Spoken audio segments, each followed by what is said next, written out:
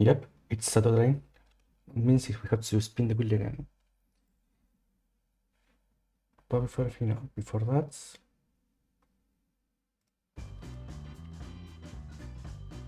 Okay, now we can start this.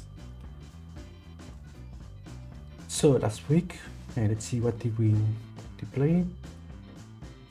Right, we work on actually on two new projects. One was the RPG and the match free or text attack like a clone. Both of those we had to make some conversions to the new version of the engine, so it wasn't exactly exciting to watch because it was just a conversion project. But now that we have those adapted to version 4, we can make some actual progress there. Then after that, we still have to work on Blanca Magica, the platformer. Then there's that 3D to the hybrid RPG that we also have to make some conversions. So from the build, those two are the only ones left to work with on stream. Okay, well, that's enough. Let's see what will the wheel this is set for us to do. And here goes.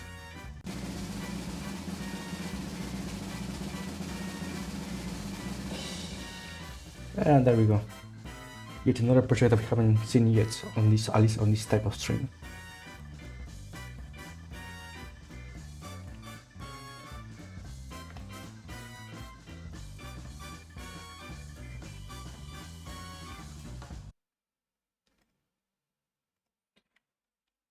Okay, so let's set the title now.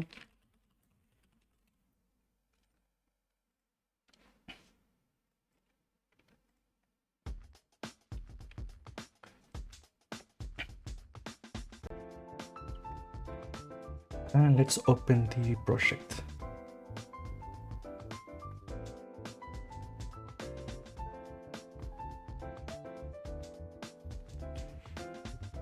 If I can find it.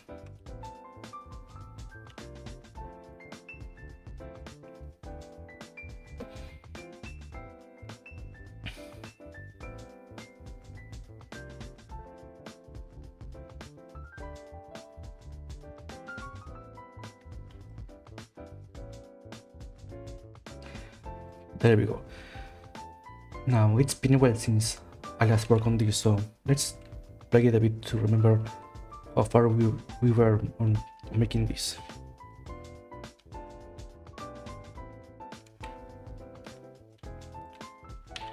Okay, we have this.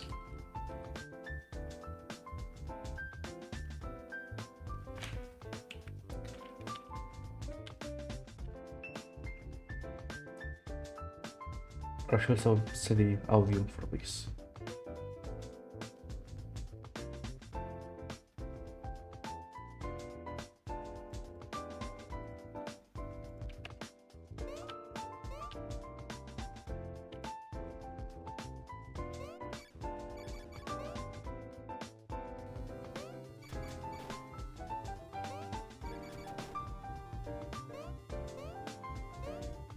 Okay, we have that.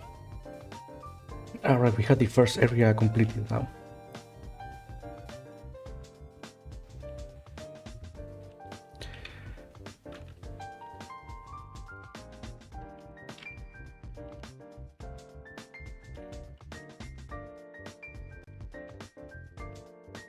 And I think we're starting on the second area with its own type of enemies, if I remember correctly. I think we have the two types of enemies. One that will jump from two positions, and another that will orbit around one point. This one here.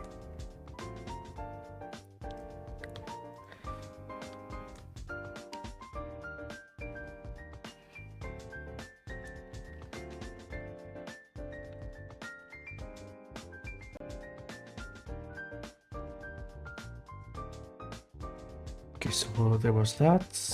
Now, alright, this was the marker for the position. so if I set it up there, then it should go quickly there. Yep. Okay, so there's that. And I wonder how did I make it jump between positions? Because right now it's not doing that.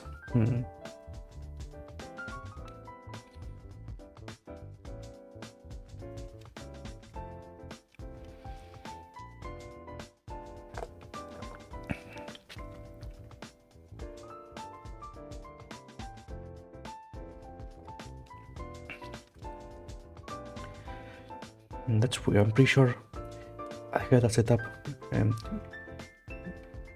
on the past stream. Maybe have to enter the map. Yeah, that was the problem.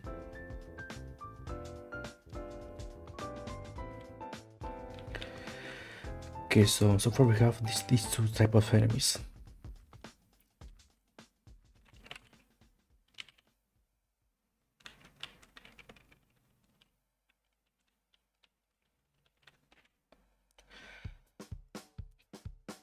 So I think next will be to make at least 2 more type of enemies for this area. So I should open the documents for that so we can brainstorm some of them.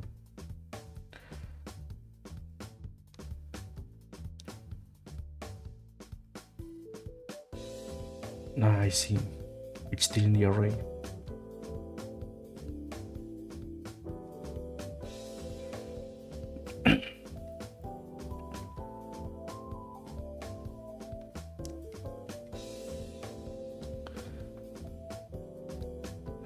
Again, they don't get deleted from the array.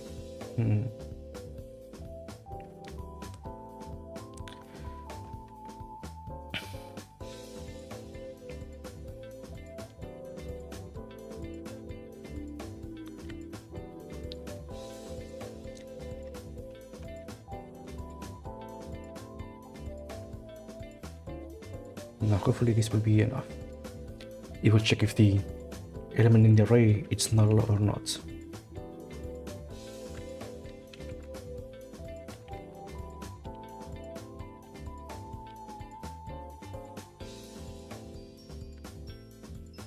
Wait, never mind.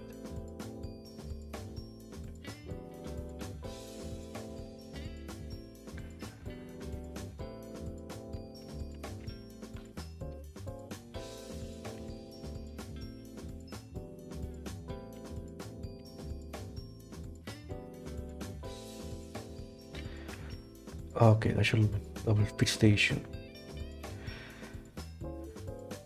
Now let's open the document for a second.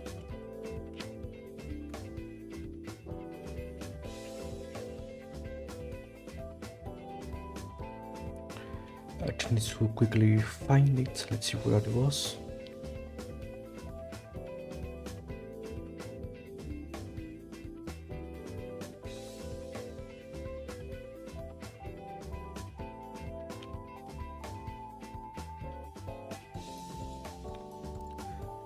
Here it is.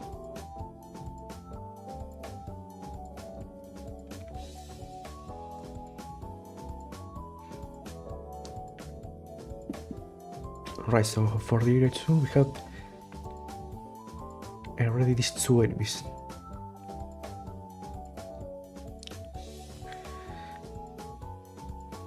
Now next, the thing is we will need to make at least 1 or 2 enemies that will rely on using the player's second ability that they'll find in this area to move forward. Which I think in this case was the charge spell. I wonder if that was implemented here already.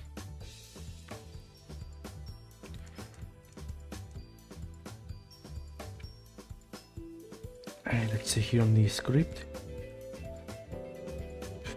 Handle jump.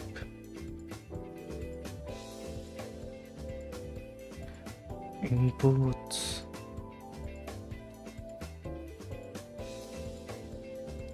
It's not.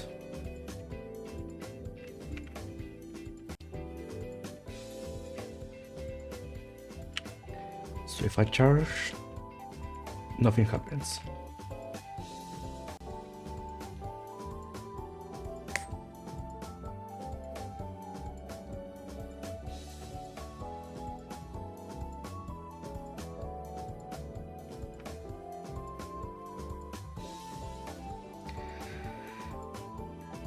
In that case, maybe first let's start with the implementing the new ability.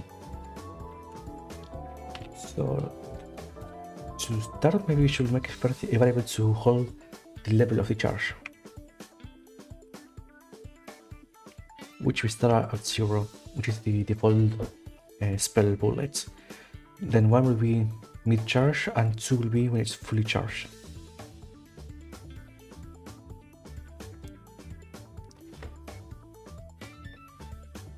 I forgot to represent that here.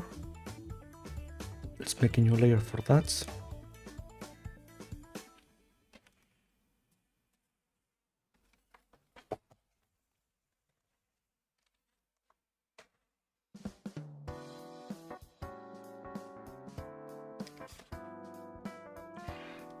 Alright, I forgot to change something with the tablet.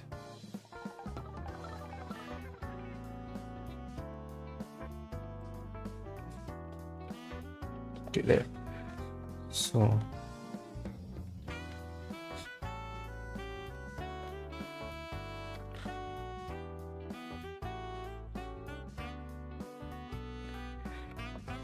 okay, so how do we represent this visually?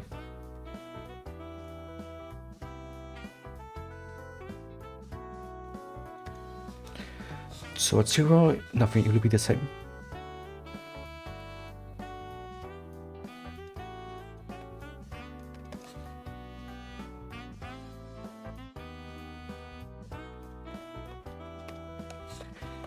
At level 1, we will make some particles that will move towards the center of the sprite.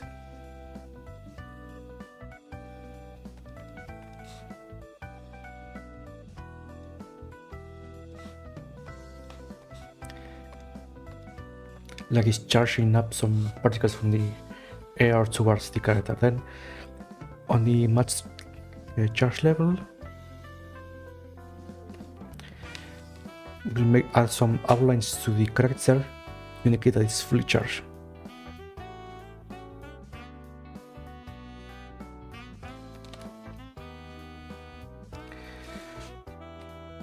Of course, each level will have its own unique spell.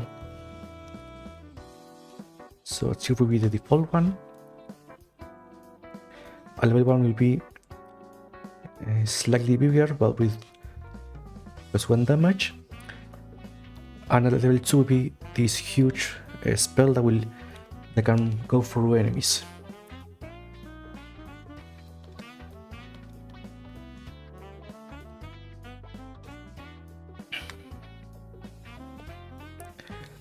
And maybe it can block some bullets.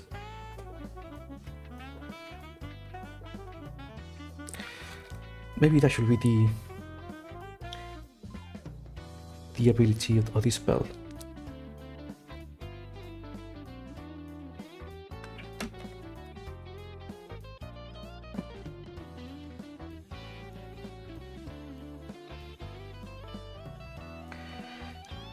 Now, I think I already had implemented this in the version 3 of the engine, but that was a while ago and with not much optimization, so this could be a good chance to remake this from scratch.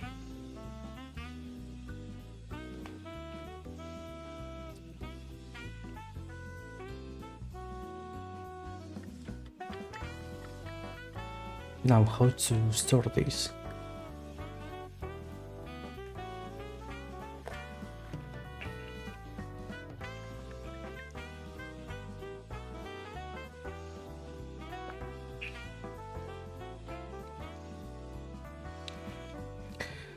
Because when we're holding the spell button, technically we are charging, and only when we release it, it's when we actually attack.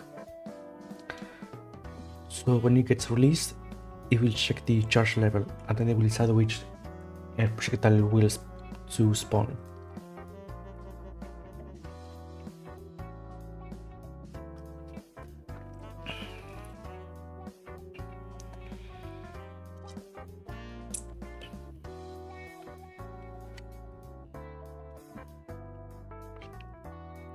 Actually, we could use this function here to add which charge level it should have.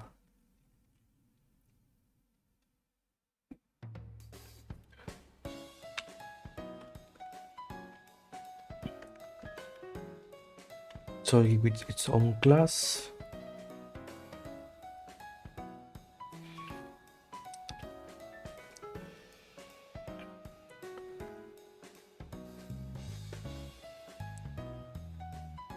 And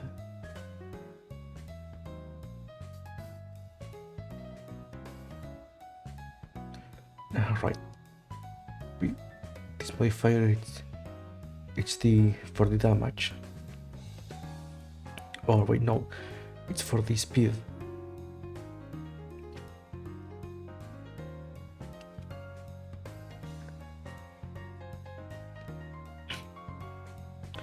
RS is for the damage, right?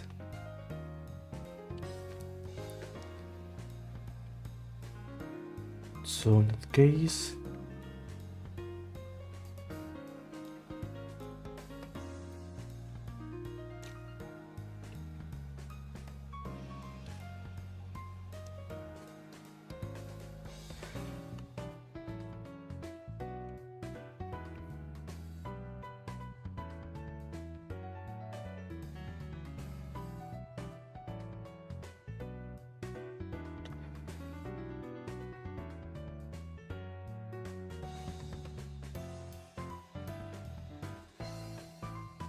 we'll set this here. Actually, it should be the first thing that we set up.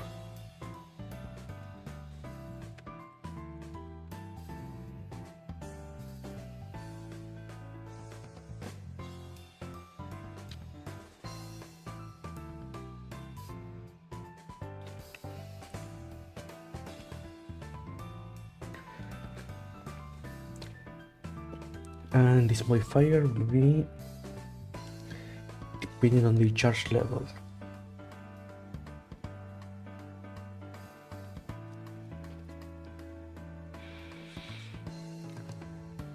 Right, but we also need to. Now this is not a good practice, because this modifier will be used for both the rotation and the damage. So at charge level 0, this will be only 1 damage.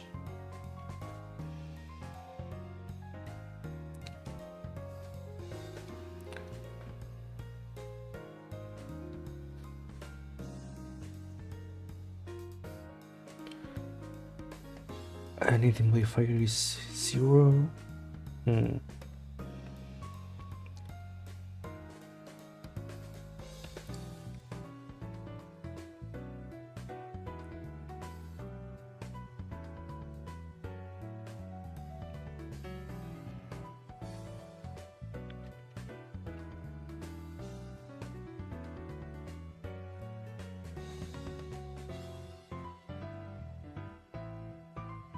maybe like this, so it only changes the modifier on a higher charge level.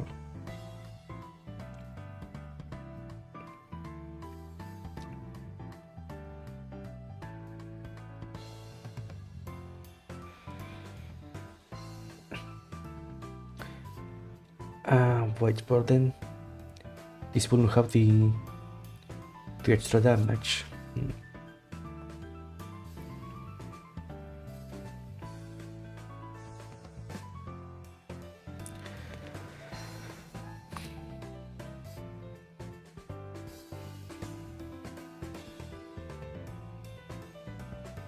Maybe then.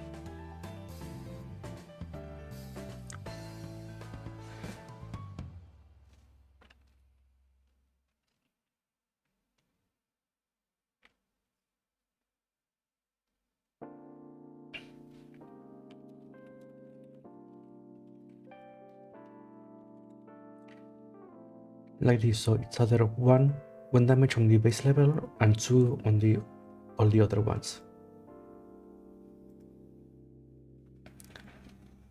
And there's also the issue of the hits left.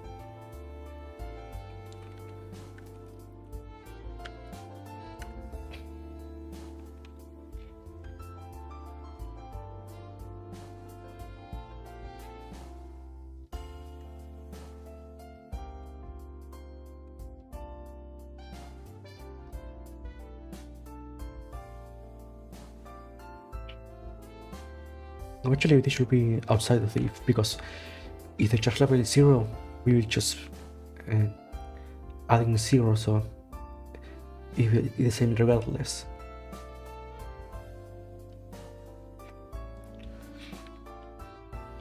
Okay, so that small change should do well. Now we need to handle this.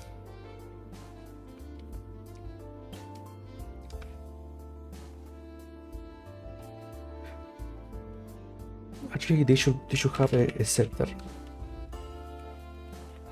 because here is where we will set up the particles and outline.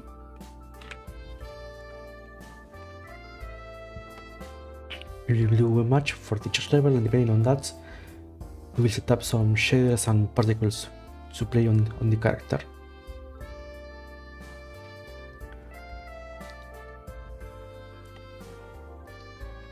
So first, let's create the particles.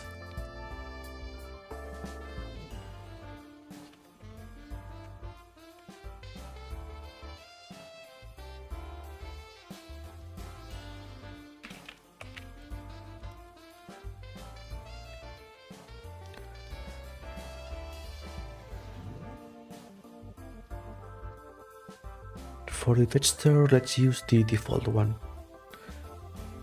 the basic square. That is, if I can find it.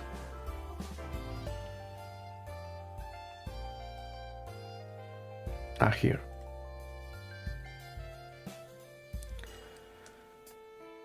Because we have default texture. Now, as we said, the idea is that they will start on a circle around the player and move towards the center. So the shape will be the sphere surface.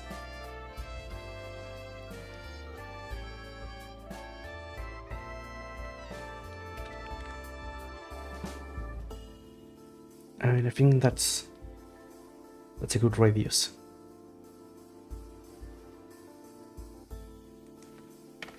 Actually, this should be here, more towards the center of the player.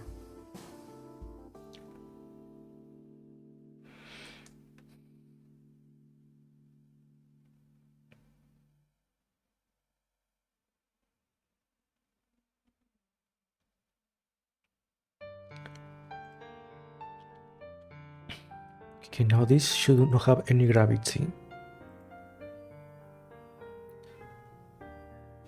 And where did I set this up?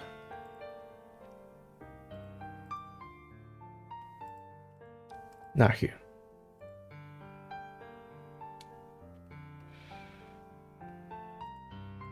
Maybe for now let's leave it like this, so they don't always fall down.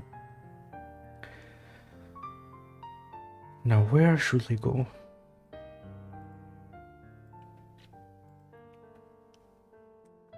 Because the direction should be always towards the center.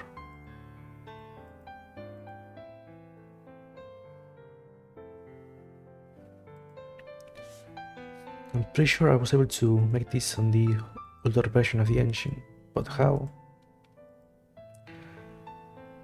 Actually, instead of just guessing, I should open it now and check quickly. So give me a second, because I have to open the older version of the engine.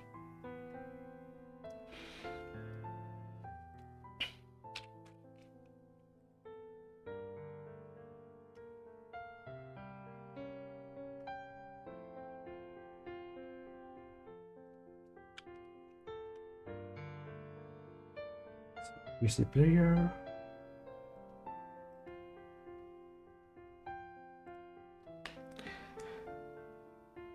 Now where is the... Oh, it's not here.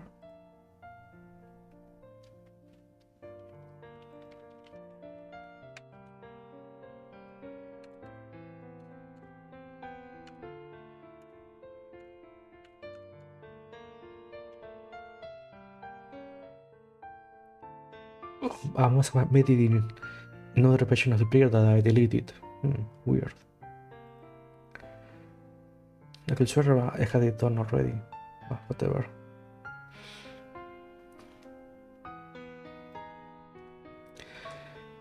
I guess we have to rediscover how to make it then.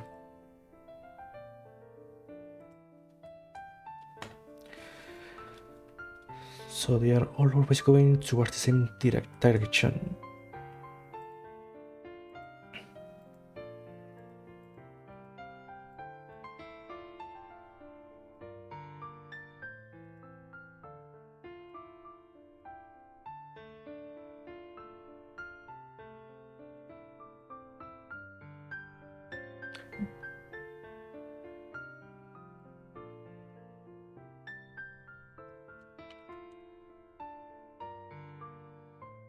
Okay, so that gives us a random angle, which should be fine.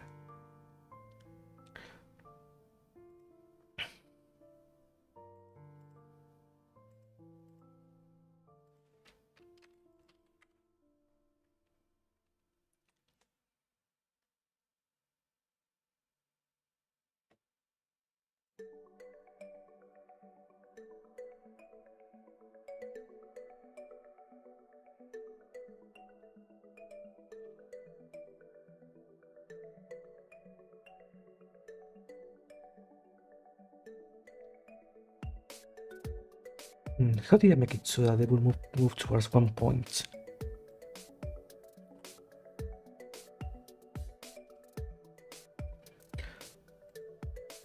Was it this?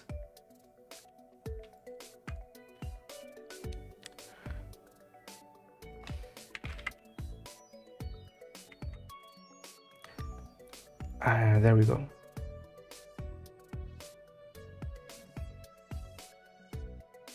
Then if I change the gravity,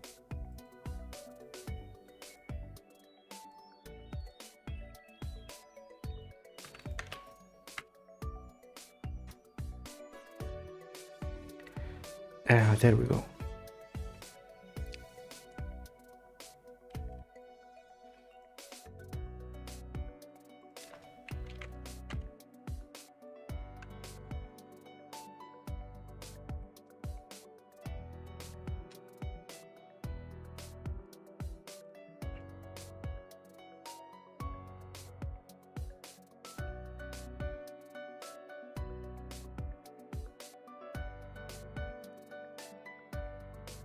Now only this curve will work.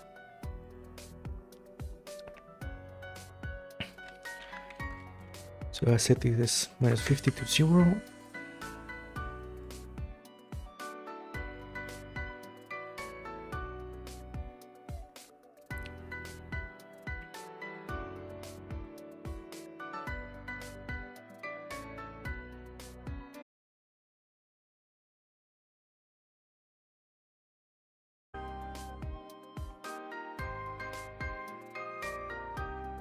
Okay, and I should be back. I don't know why OBS decided to disconnect.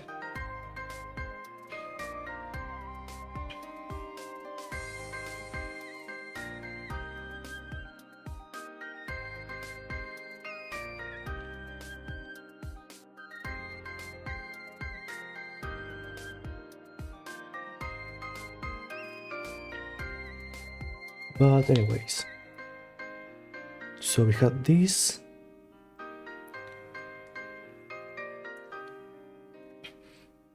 Now I should make it so that they always end up at this center position, but how?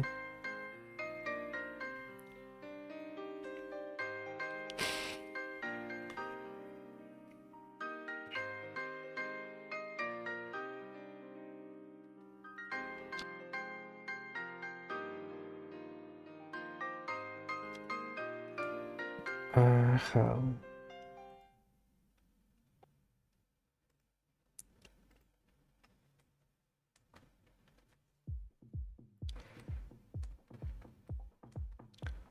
I guess for now we can make it disappear with some alpha changing. Now, where was that?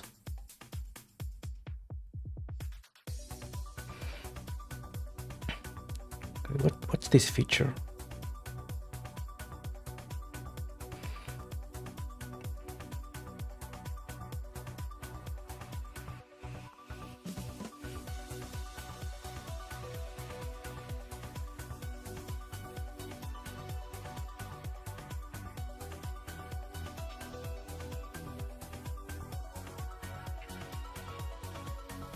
Okay, this should be fine for now, but needs to be a bit faster.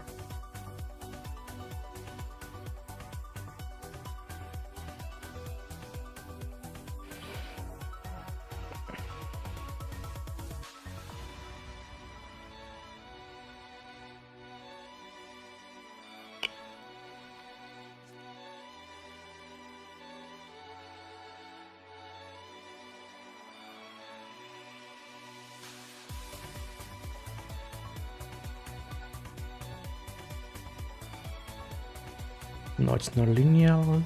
Maybe this.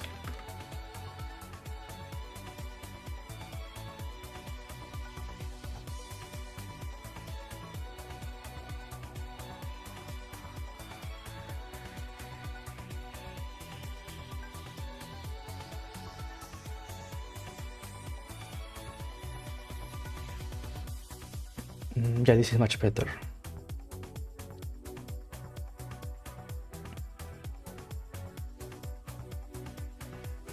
We can start with this and then make some changes once we're sure it's working.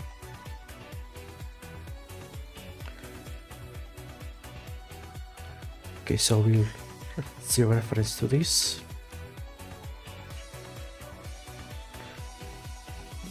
And here, depending on the charge level, we'll do something different. At 0, the particles will be off.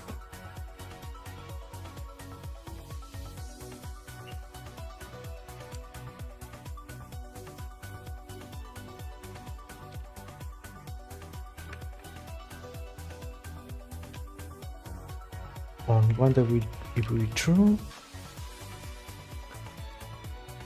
and he will false again.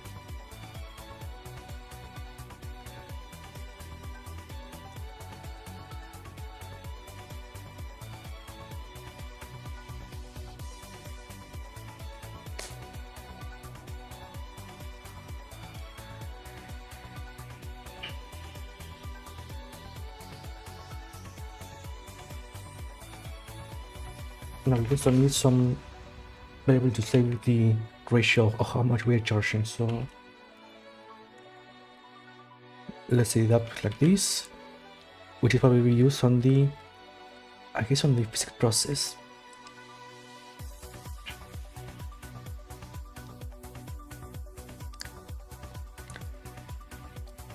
Let's see, over floor.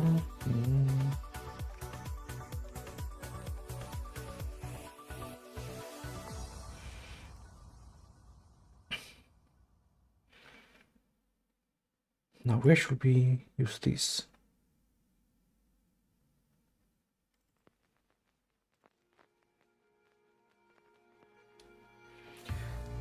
Right, should be this.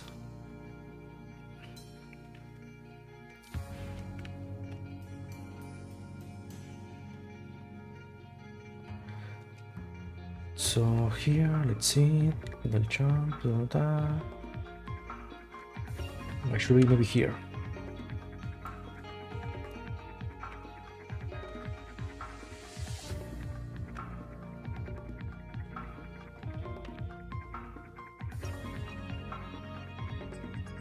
So if we can enter the inputs, then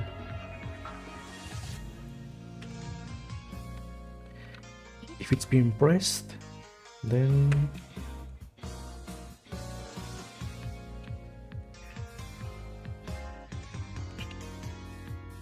right, and charge level it's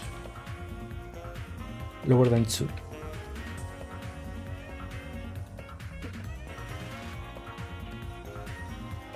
we will add the bell itself.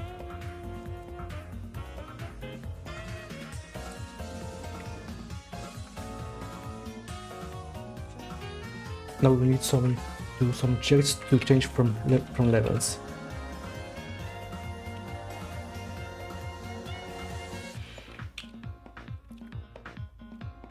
So if the charge level is 0 and the charge rate ratio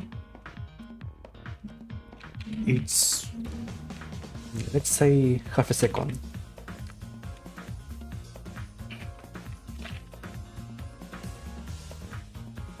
we set the charge level and we set the level to 1.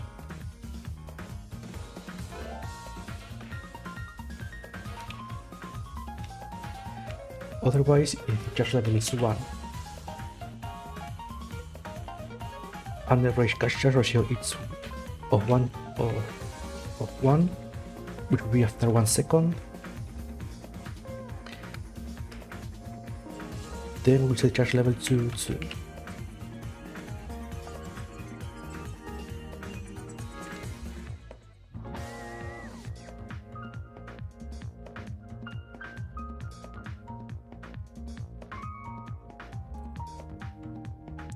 Also, when we release this, we will reset these values.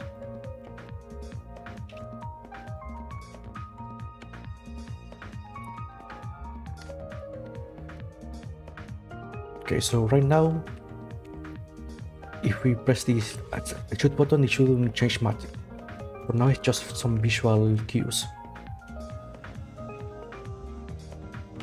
like that. Alright, I forgot to change that. Change this here.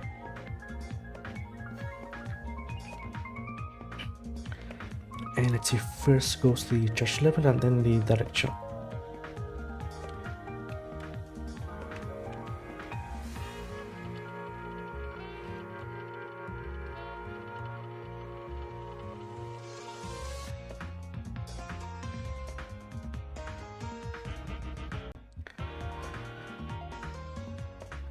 And what else was I going to? Alright, the particle stage will stick to the player, so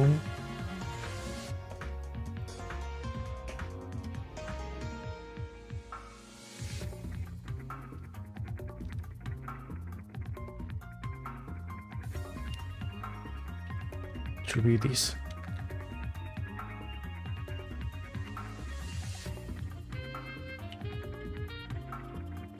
Yeah, like that.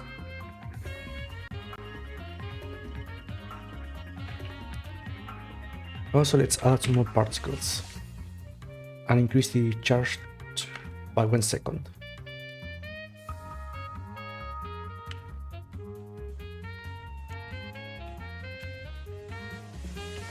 Yeah, like that.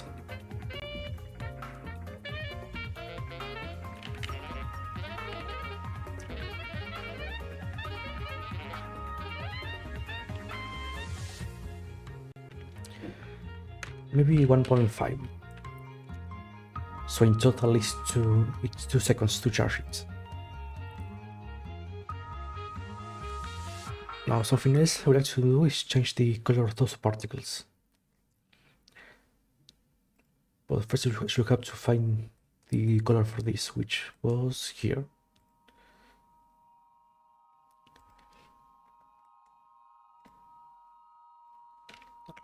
Let's borrow this code for the color.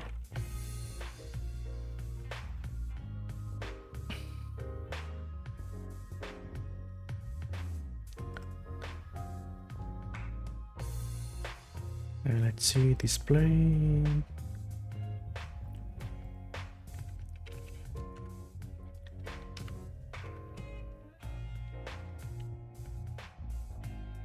Yeah, there we go.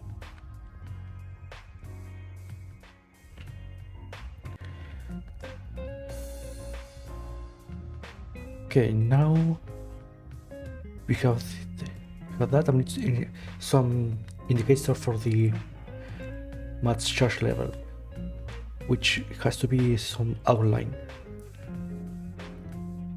So for that we need to create a shader for that.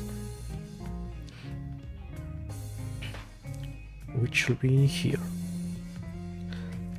So give me a second, I look up some shader for that.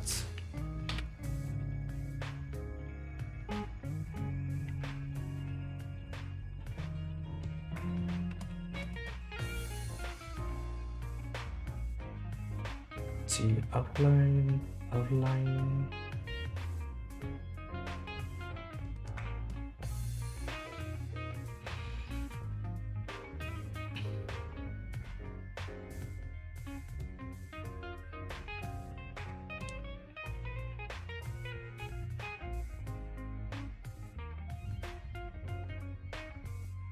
Okay, should be this.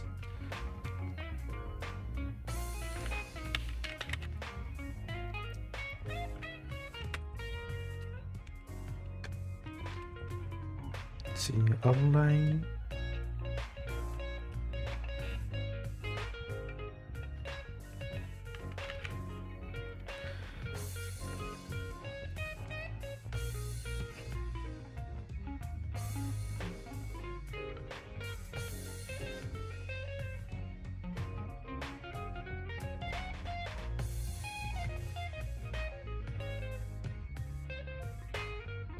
Okay, no margins.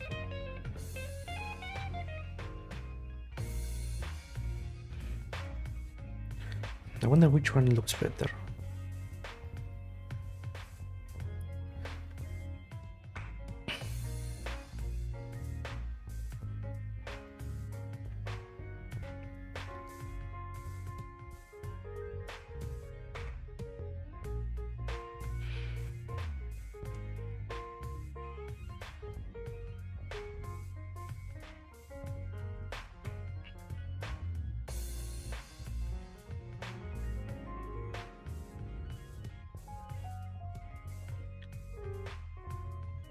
Okay, and now with this, I think we can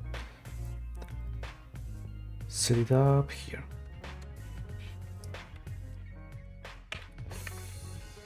So spec to be material. Okay, we set that parameter.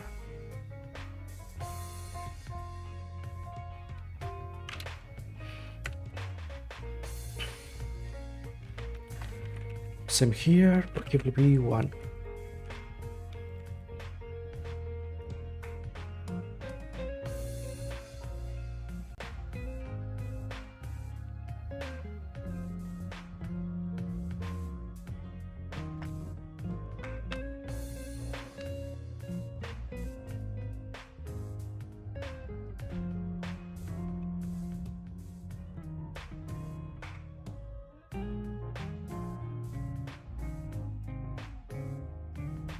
Perfect, that's just as I was hoping it will work.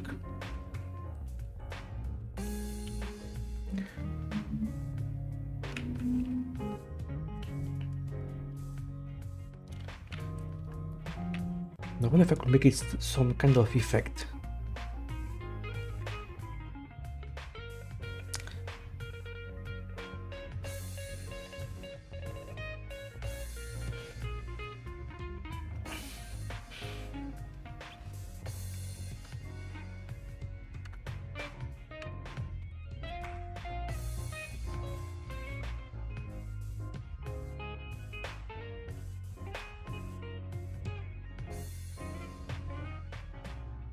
So we know we will never go from 2 to 1, so it should be here.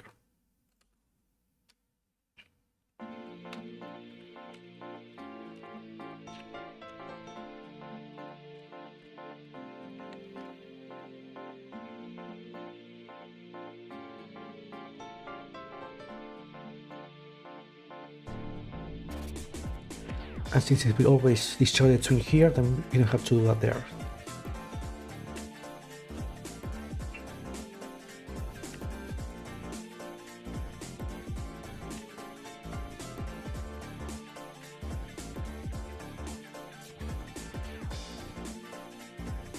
And between the materials property.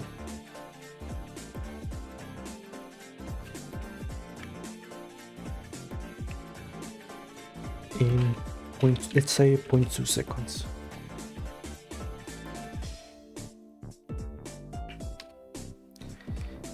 let's see that symmetry effect.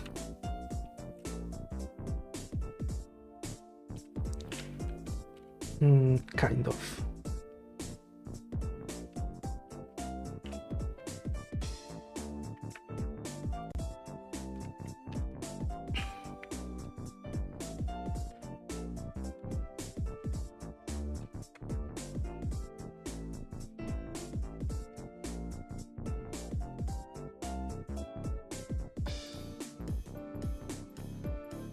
Yeah, the elastic one, swing looks better.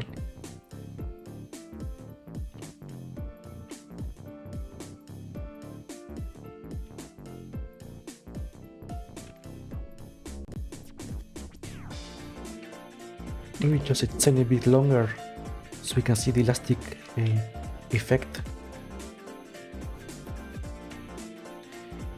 Yeah, that's much better.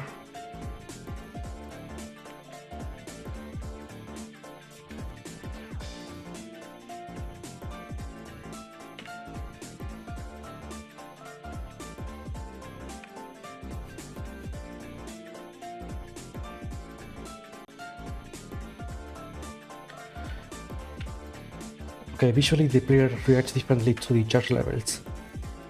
Now I'm going to do the same with the spells.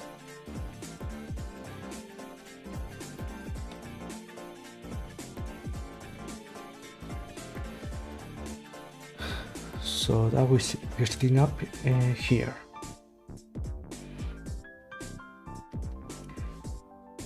Hello Lisa, welcome to the stream. Oh, sorry, I forgot to open the window for chat. There we go. Always forget to do that, I'm sorry. And life's going fine. Today we let some will decide which project to work on, and this time it was this platformer. So now I was working on implementing some charge shoot feature.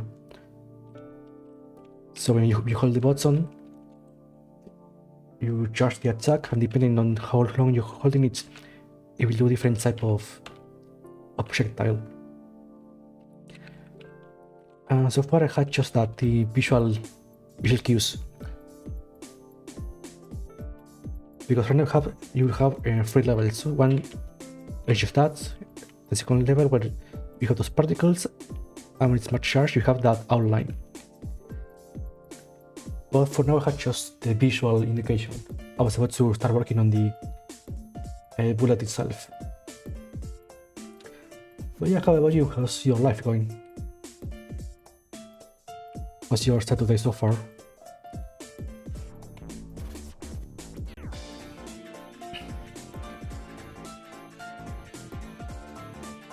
Okay, so the spell will be affected by level in 2 ways. One will be the speed and rotation, but actually 3. Speed, rotation, and size. Doing okay, small brave. Oh, nice, you're working on project 2? What kind of project was it? Also, the music, it's a compilation of Toho jazz remixes. It's this one. This is great music to have its background while coding.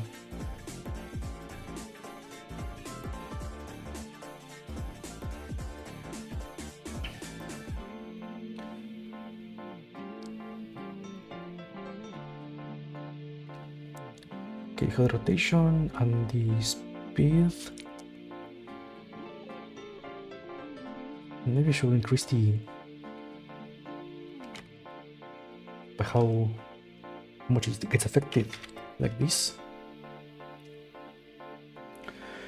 We're making each other up from scratch. Data storage. Creating data, which is low. Yeah, that sounds quite like a lot of over-engineering data feature.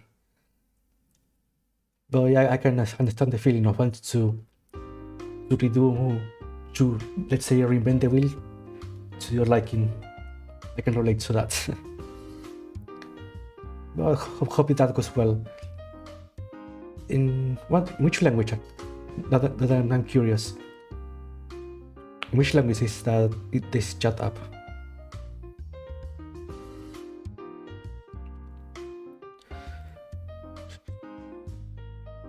Let's see. This affects the speed of the projectile. It's going even faster.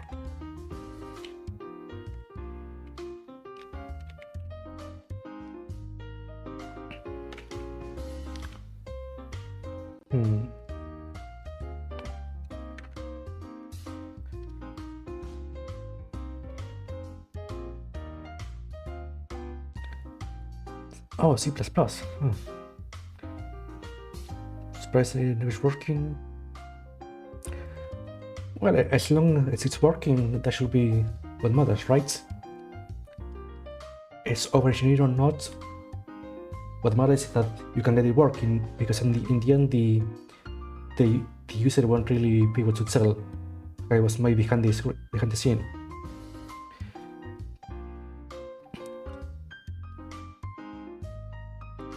Yeah, actually, it's been a really long time since I coded anything in C++. Actually, quite many years.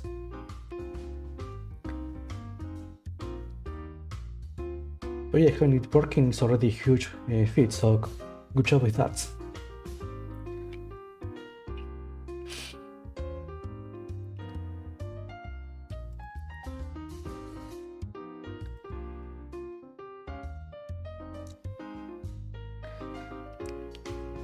So what is this a chat app for streaming, or a chat app in general to have online?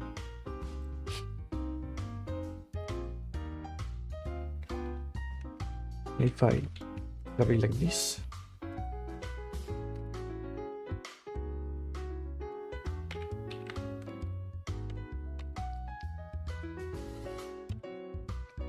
There we go. Now that's more like it.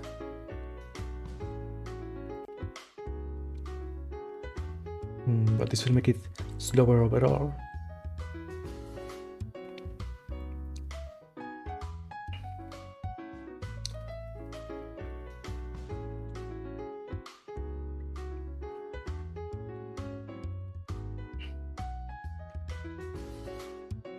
So the measurable channels.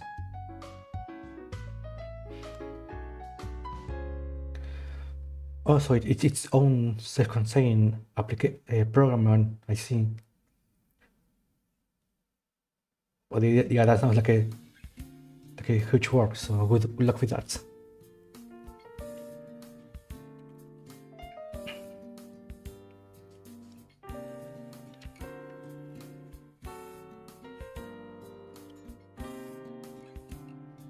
So the modifier is 1.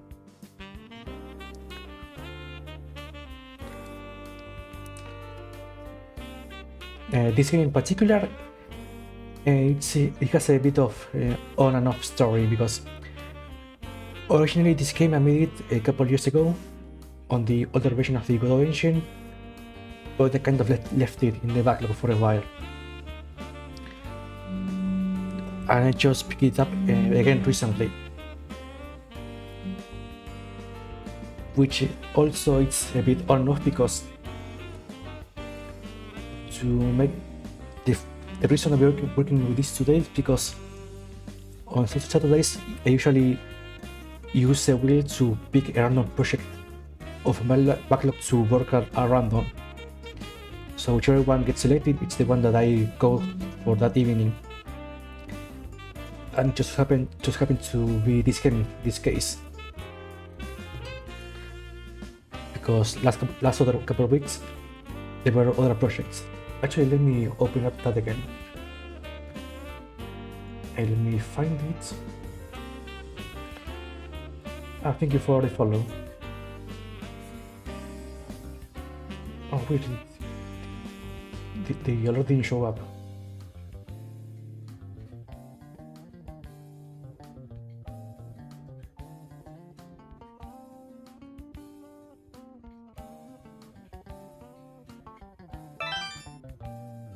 There it is.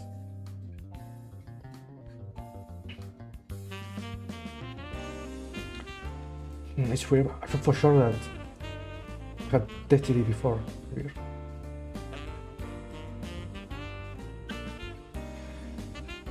Right, the wheel.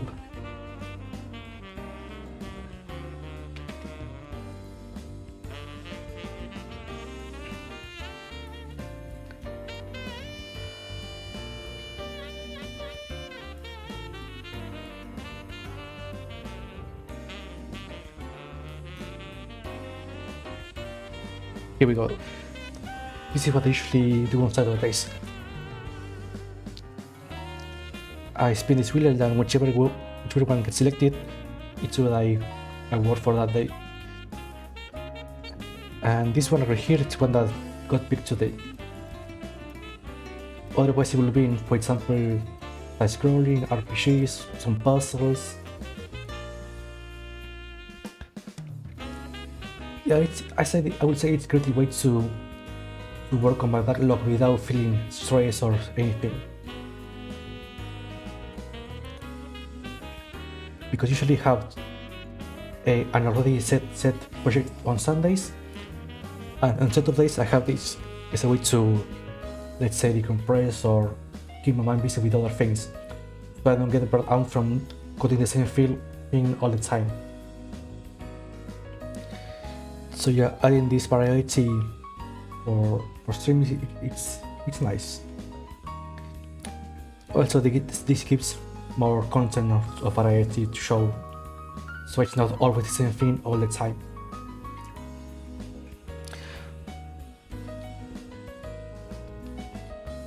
Thank you.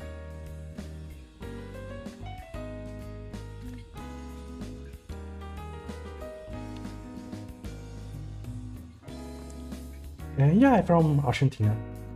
I guess it was obvious because of my accent that it was on native English.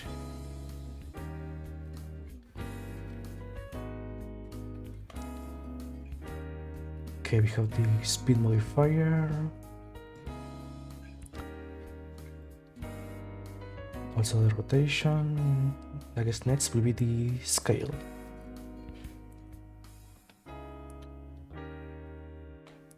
Yeah, even though I've been speaking English for years now, I still have that ESL accent that I'm able to get rid of. Okay, to modify the scale, we will need to change this and the sprite scale.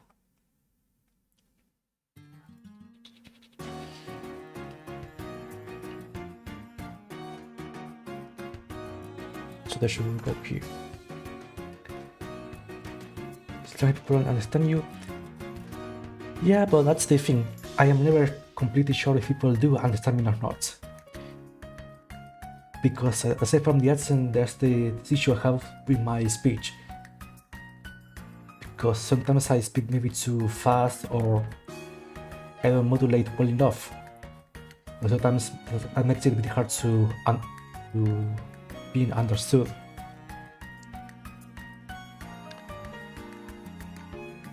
So that plays a bit against me. Yeah, that's good to know.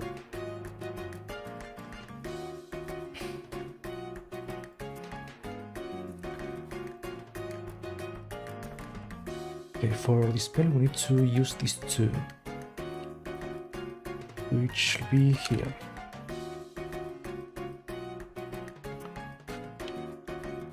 Scale. How do we set this up?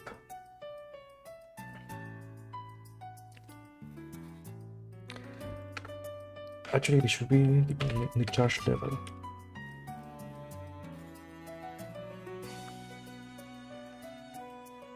When it's 0, it shouldn't do anything.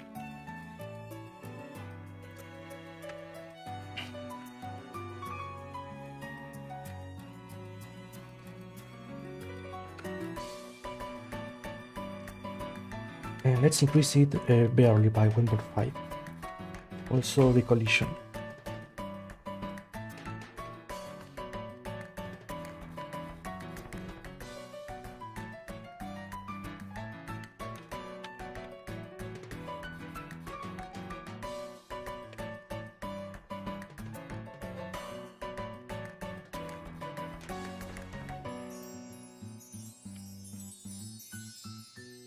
I can access this parameter directly. Oh, weird. According to programming, that you should ask my, I think it was 10-year-old me back then, because I have been interested in programming since a long time ago. And actually, I don't know what was it. I guess I was always had this curious mind to want to know how things work.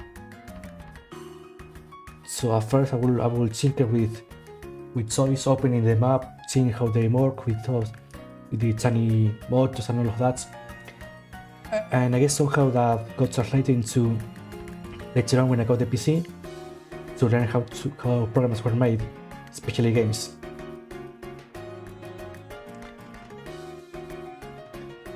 And I think the first engine I learned to use was GameMaker, the really old version, the one that had the hammer icon. I think it was the version 8.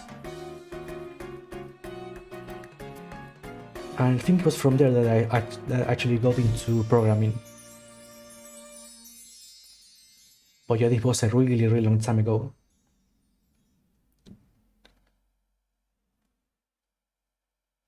But yeah, I think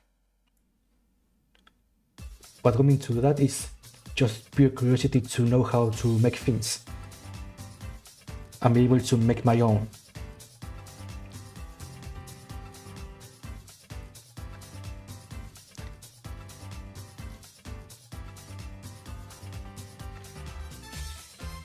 I wonder if it will work like this.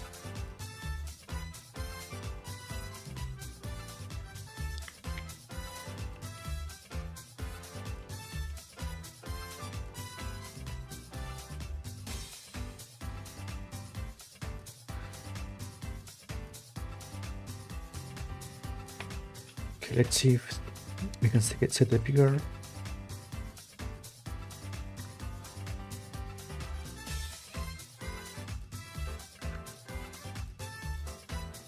I see the spray isn't available yet, so this should go here.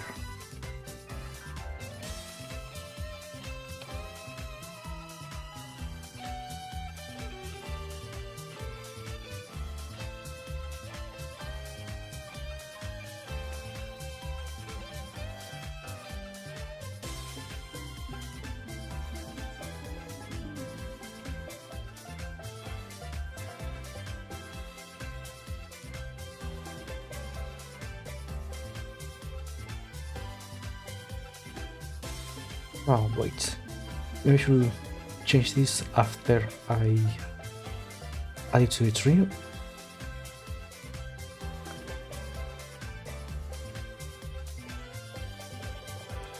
Okay, instantiate it. Yeah, they should go here.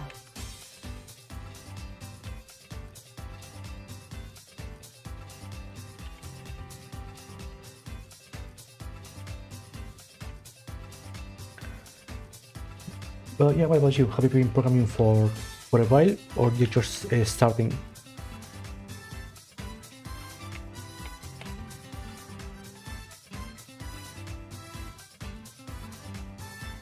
Okay, that seems to work, so you can add the second level.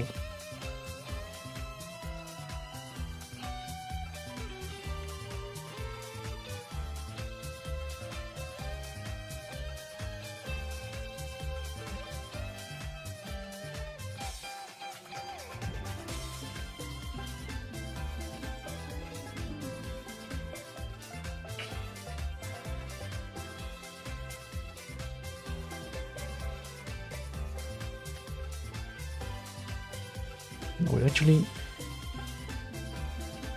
it shouldn't be 8, because it will make the keyboards bigger.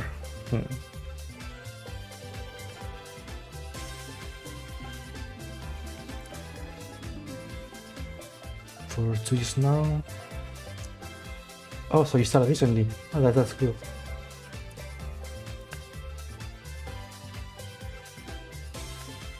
see, it was mostly in C, I see. Yeah, I think last time I used share was when I was learning to use Unity many years ago. So I haven't really used it recently. And even then I will say my knowledge by now it's completely obsolete because of the how many changes there's probably for that.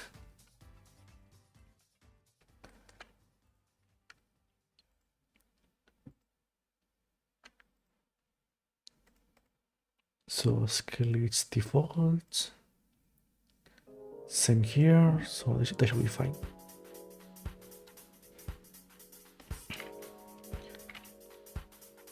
Actually, I wonder how will the collision will look.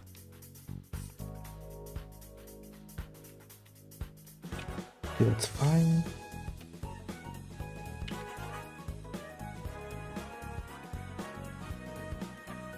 No, actually that's okay. But it's touching the ground.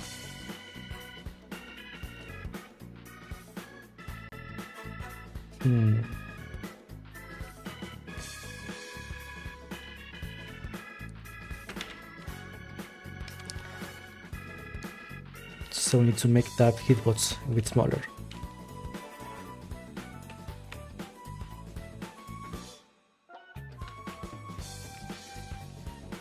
Okay, now it should be fine.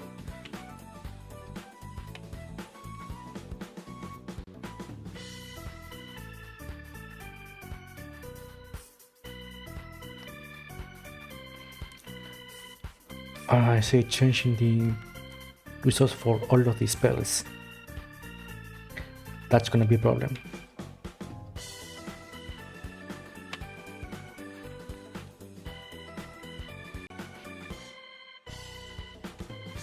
So I guess we will need to set the value for that.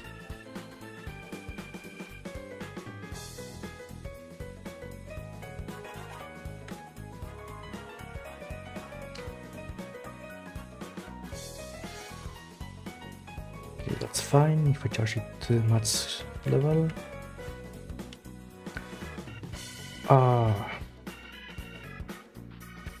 In that case, I need to set this up local. That should fix the problems.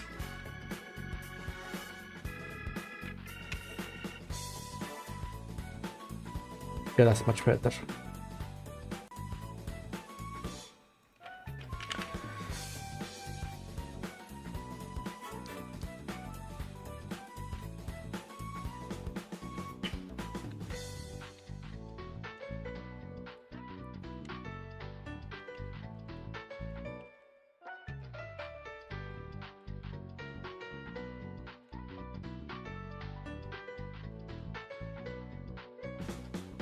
Now it's weird that it's not getting destroyed when they touch the walls.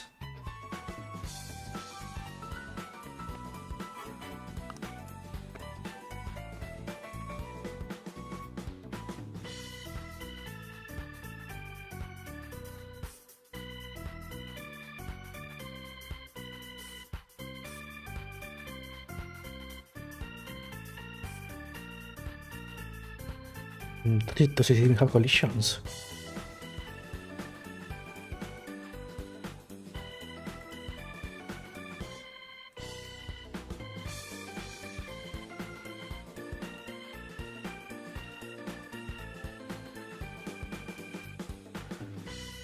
It has. Then why?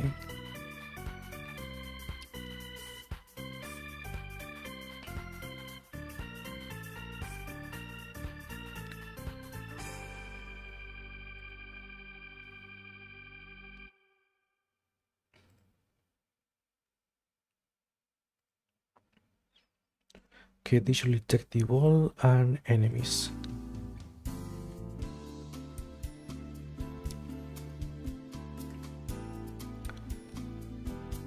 Okay, let's try that here.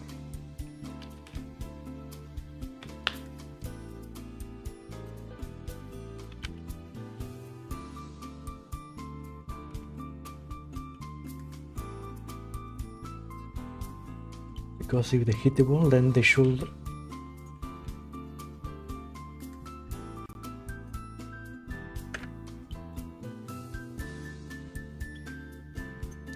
I see they're getting one extra hit because of this. So then I do have to set it up here. Anyway, for now though, I see, good luck with that, and thank you for stopping by. Hope you continue with good work with your app.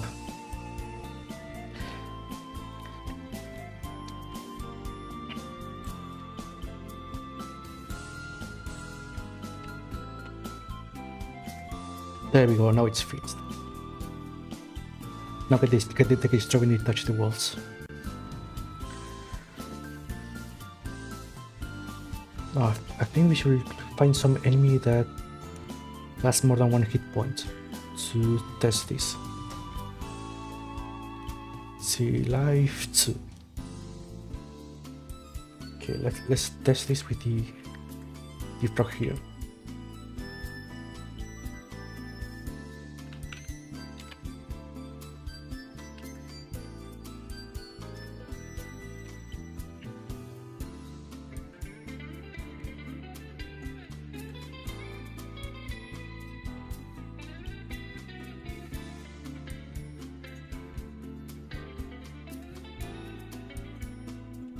I see it's hitting this.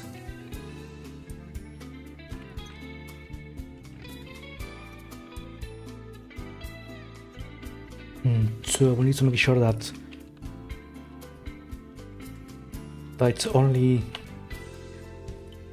taking damage from the walls that are perpendicular. How do I do that?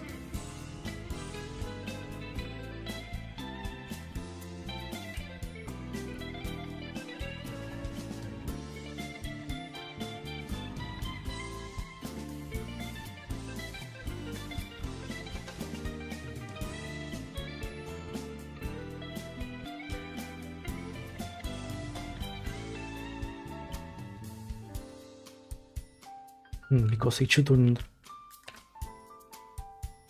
go for walls like that. Or maybe it should, I don't know.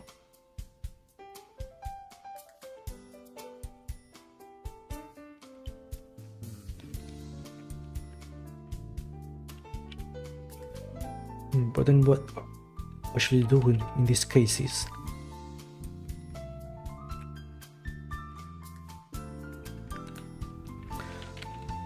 I should consider a wall and one not.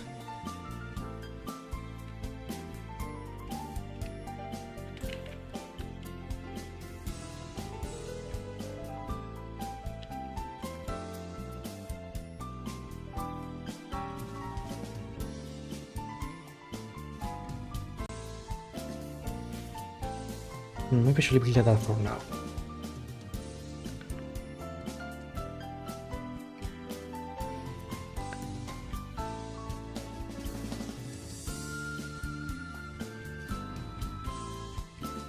And something else I should add here is to only be able to do this when it has the flag for that, which should be here.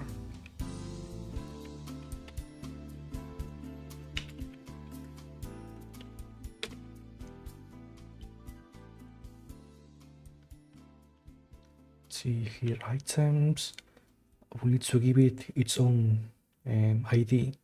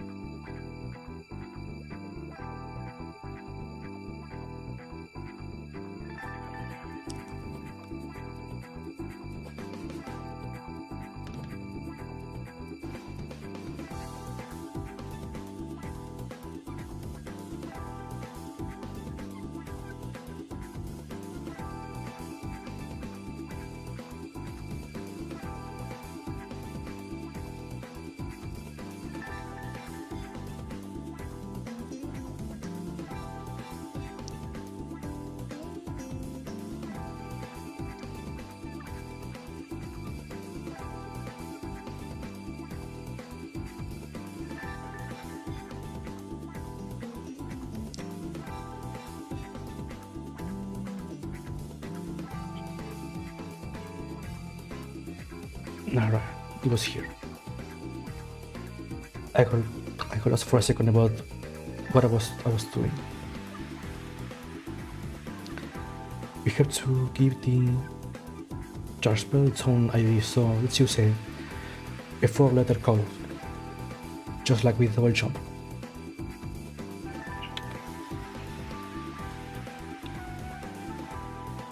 So let's look at that. And now they shouldn't be able to cast this spell.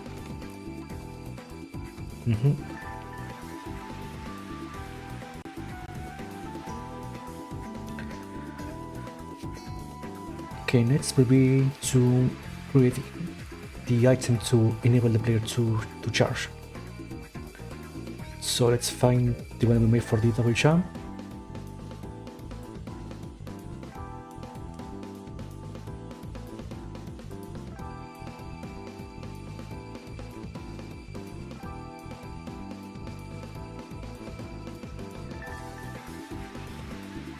Which is here.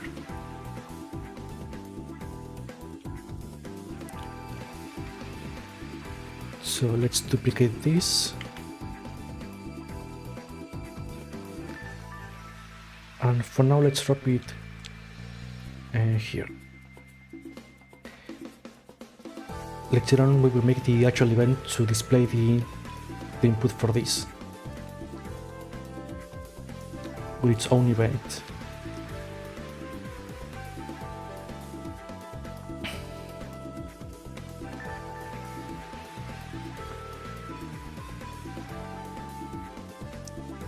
For now, let's edit the sprite.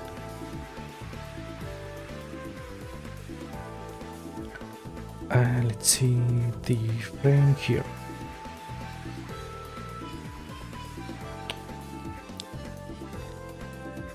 Yeah, it should be this one.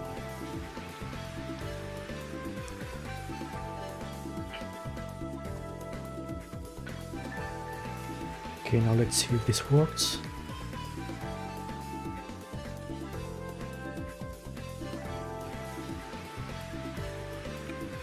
Yep, there it is.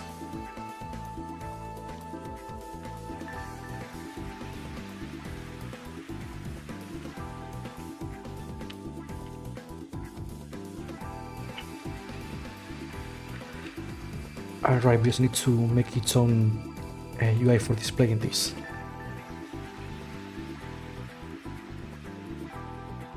Okay, we have the charge attack ready. Now we need to make the area to work around this. And for now, I think the two ways to do that will be one with an enemy that can only be destroyed with the charge attack, that will go through shields, and another one to make some kind of switch that can only be hit with the charge attack. Because with the way it is now, it can go through walls.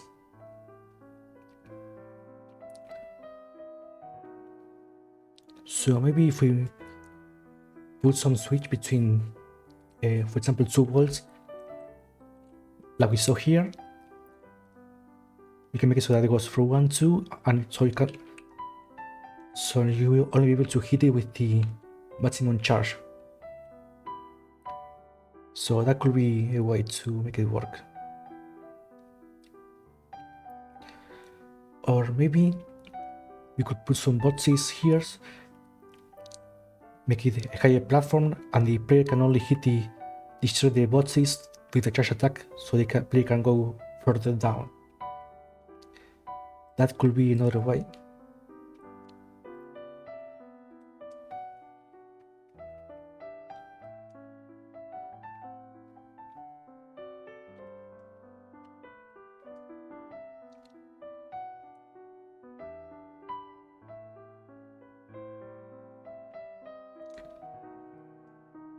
Okay, so the player starts in this area, and here's gonna be the boss.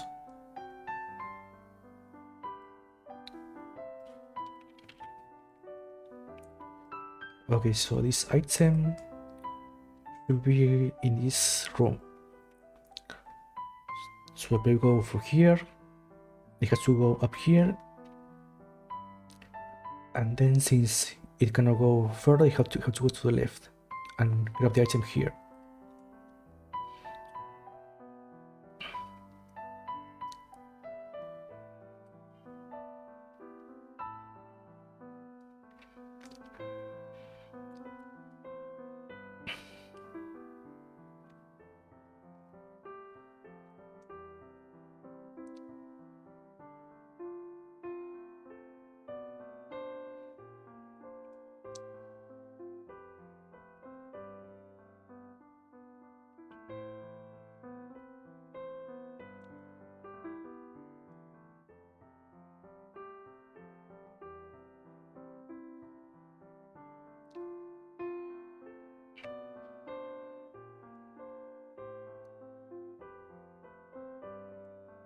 So I should block the path here somehow.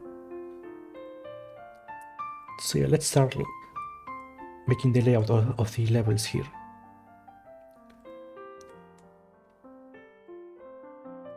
See, terrains like this. So they should go like this.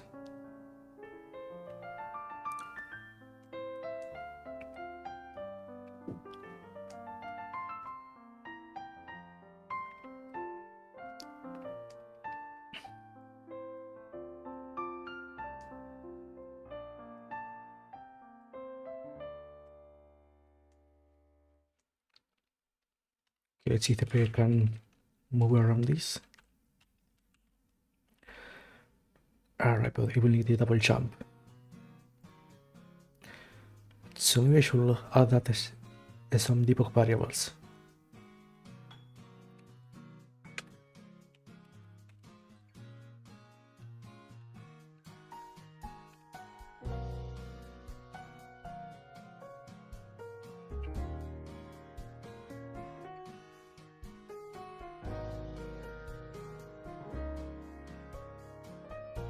But first I will need a refresher on how those work.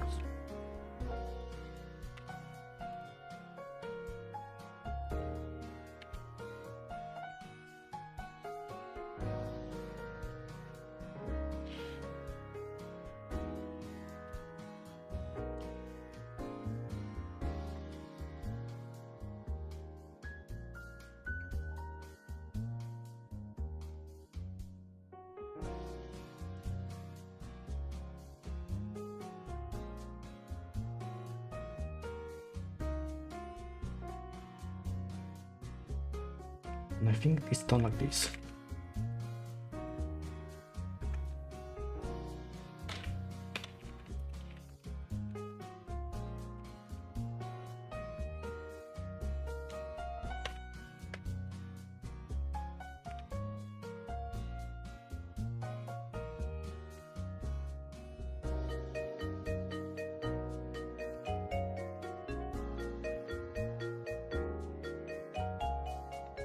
So here it's ready. Let's see what value it gives us.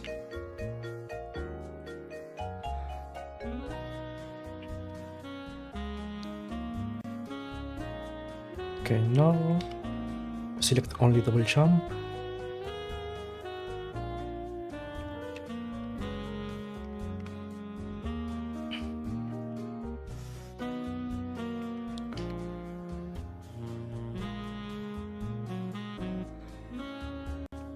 I see, so that's how it works.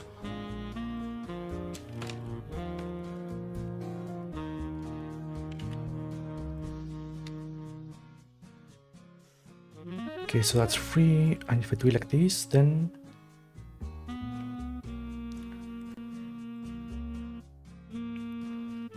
okay. Now how do I work with this?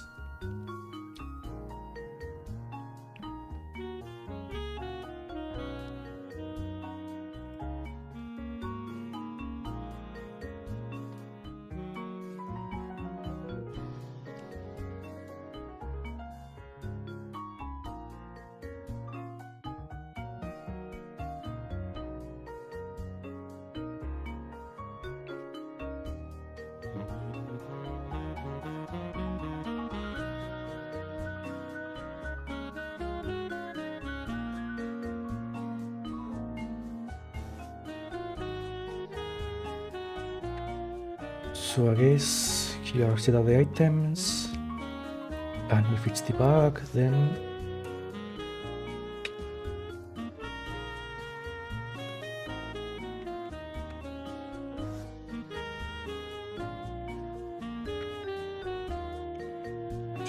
debug items.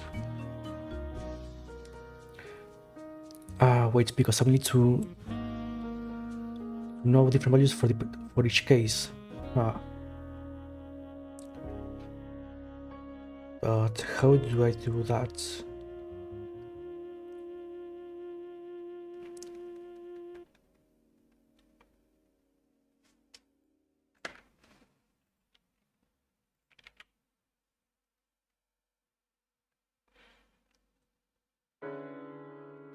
If only these were booleans instead of power of two values, it will make it a bit easier.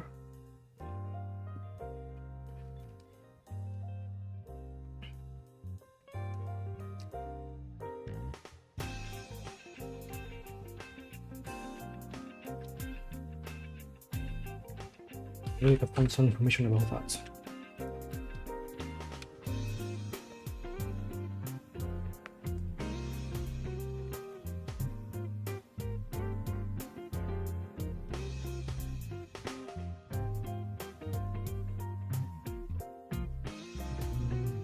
Not this.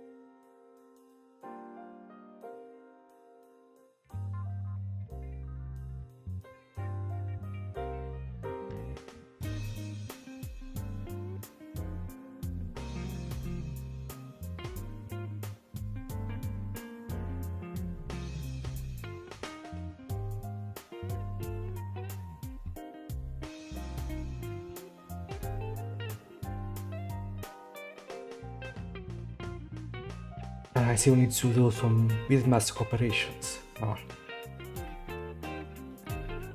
It's been really long since I last did this, so if I understood correctly,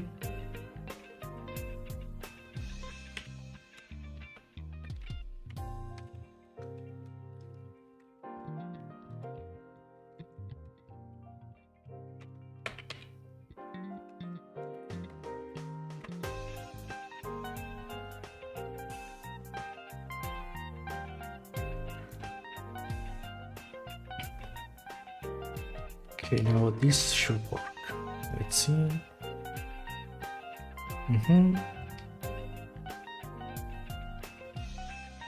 Doesn't get print. And if I select other spells,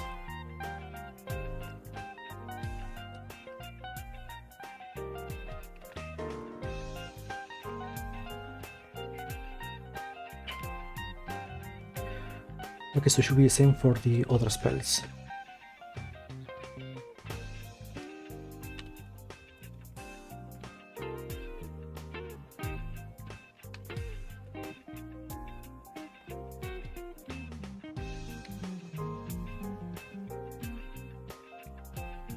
Nope.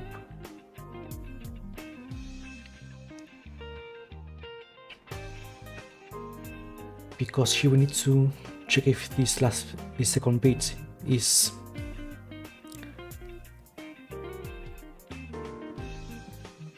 but how do I do that?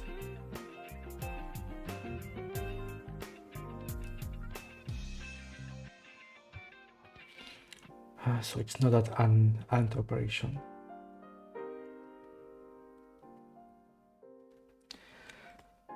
Damn it. I know for sure that I learned this in college, but it's been so long that I already forgot.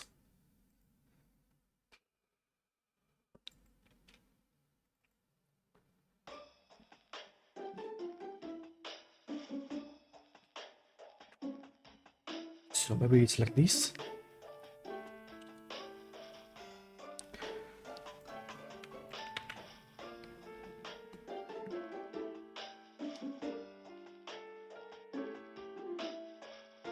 No.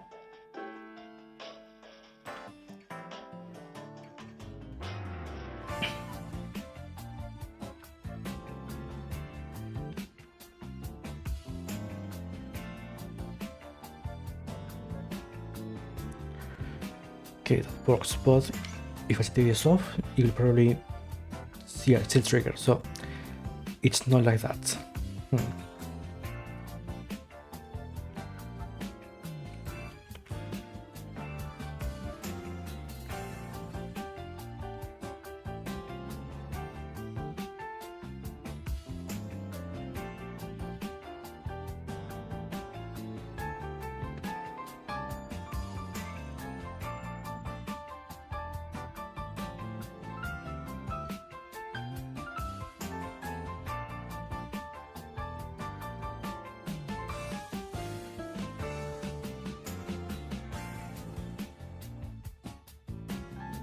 I need to remember how these operations worked.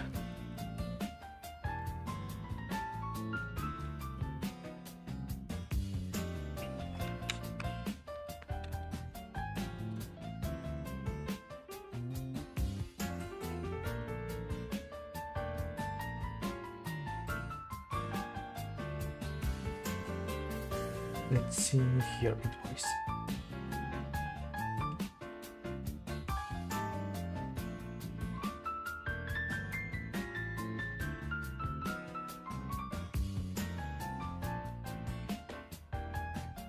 Possibly exclusive or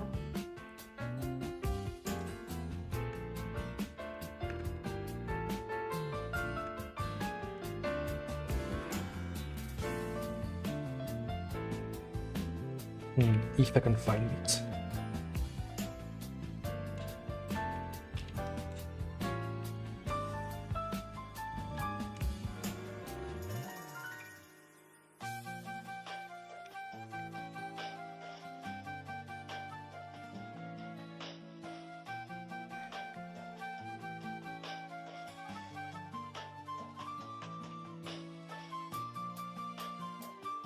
No, it was on this.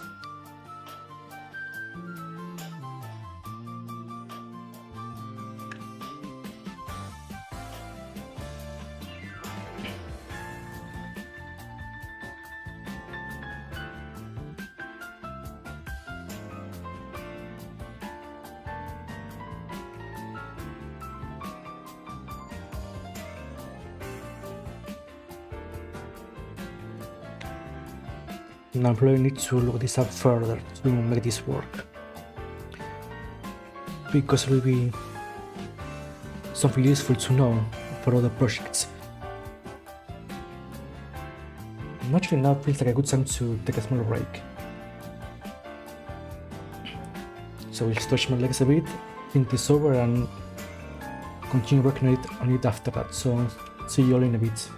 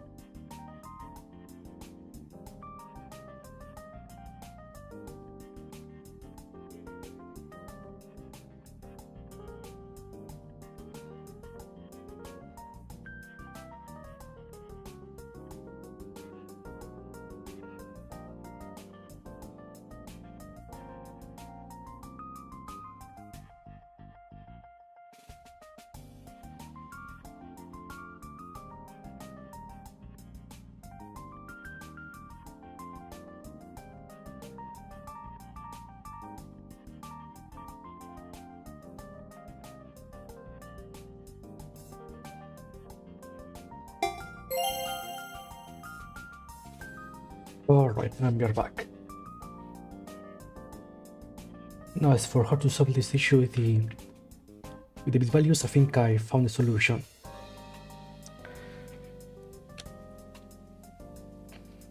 I just need to find it in here. So I think instead of using different operators, I should have to push the bit values to the left, or was it to the right, and compare it to this value.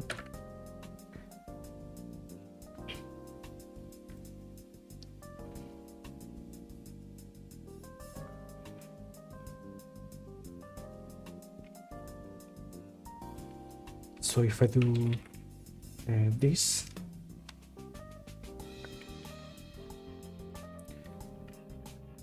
it will be the equivalent of doing this. At least that's what I hope it does.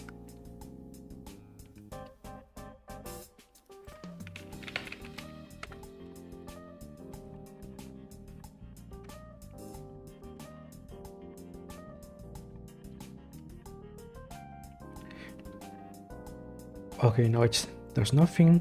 If I do this, should do just a double jump. If I do this, should do the both abilities, and same with this.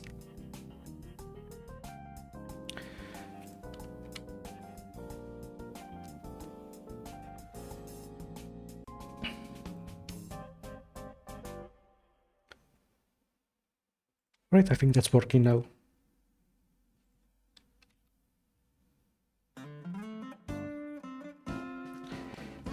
Perfect. So that was how to solve that.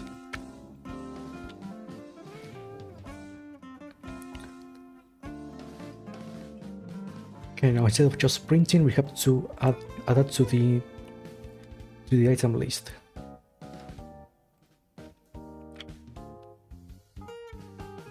Which we do on the item here.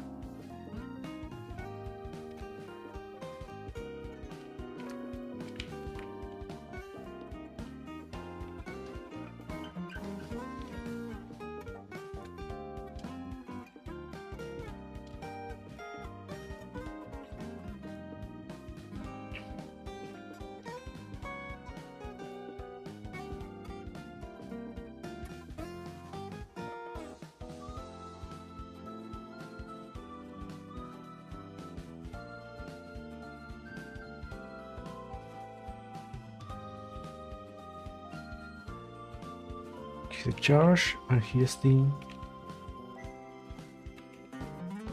transparent.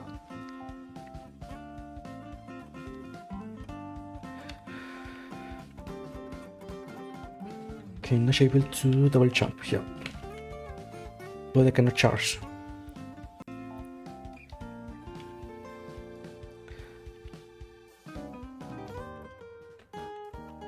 Great, perfect, that's working.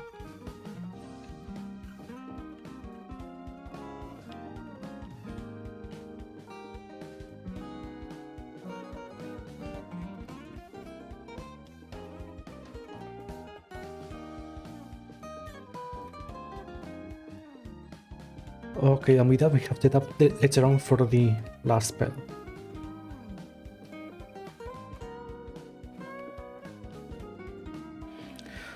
Okay, that should make it easier to test the things.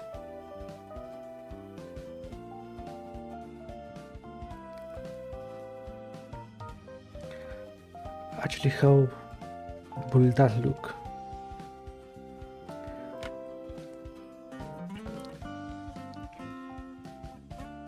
Let's see if it checks if the item is already added. No, it's not. So I guess that will be with an event later on.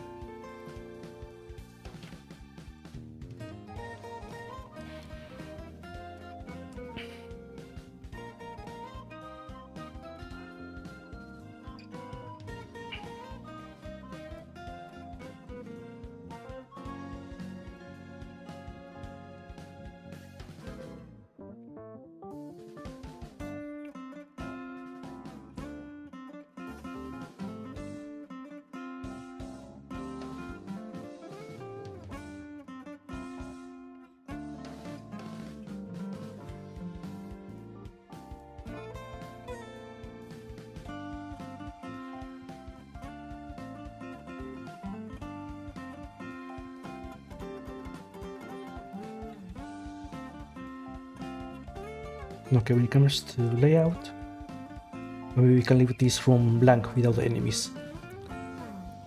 I'll make these 4 rooms inside with the enemies. But that will make it a bit smaller compared to the previous one.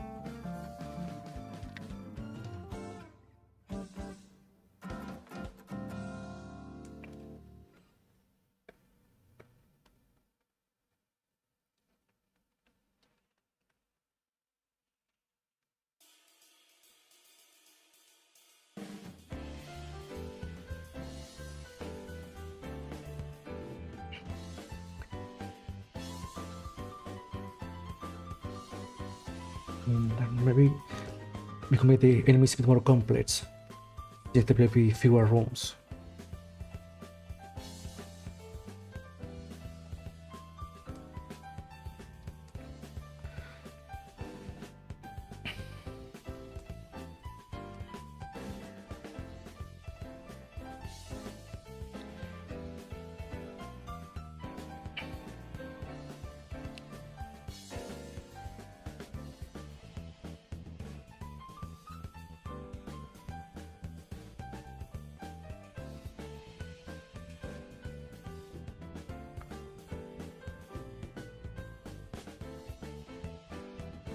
So here's the default one.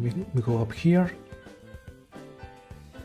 and here should be our first row block.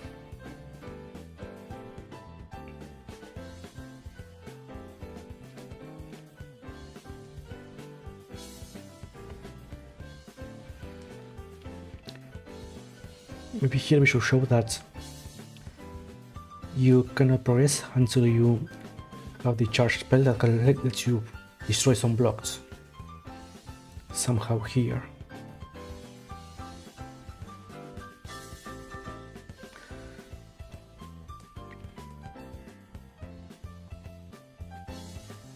Okay, so maybe here is where we put the blocks as obstacle, and here we have the enemies with the shield. So give the player 2 chances to go back and explore the rest of the area.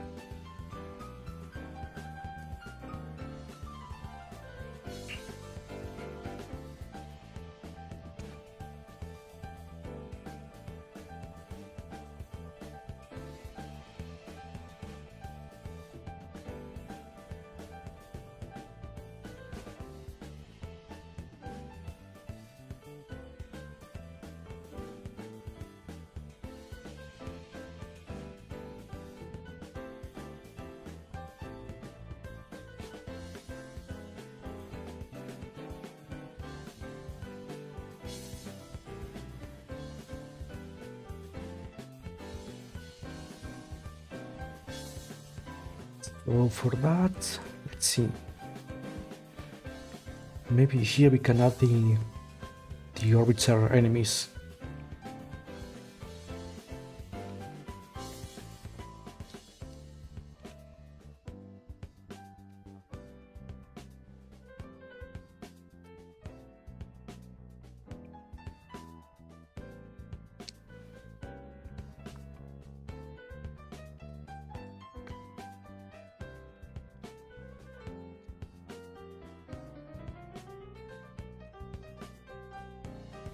Now, should we have some checkpoint here or save it to this part?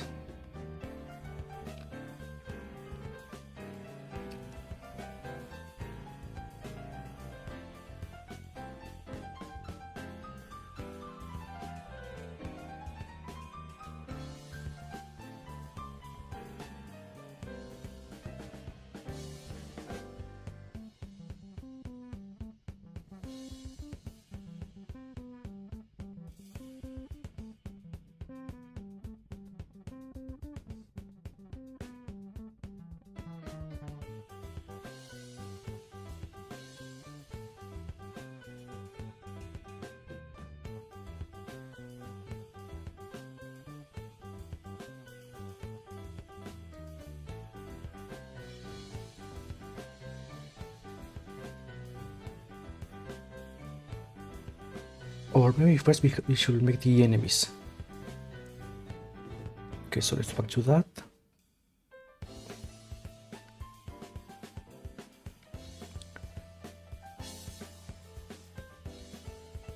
Okay, so the two main ones will be this one with the barrier and this one that will chase you.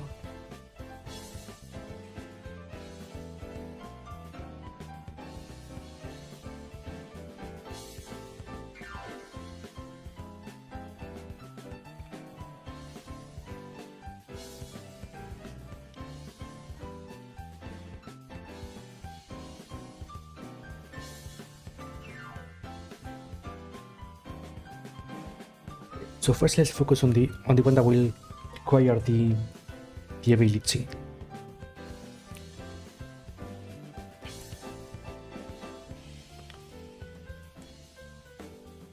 So for that, let's go back to the enemy list.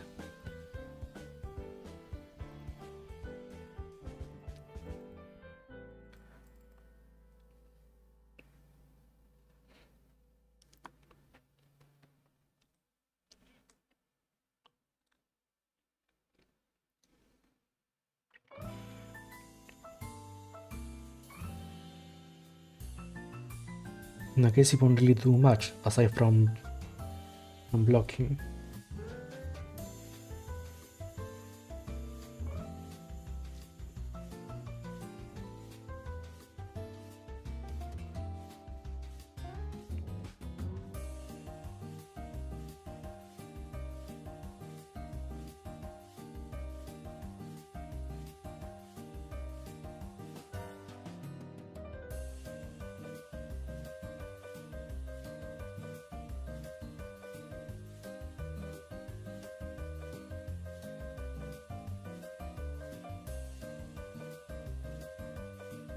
So what kind of enemy will it be?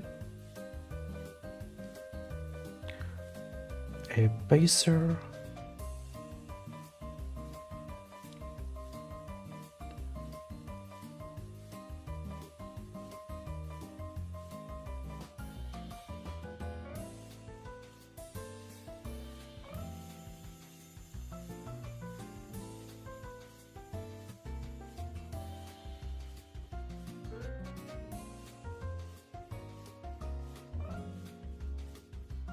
Or maybe just the blocker like this.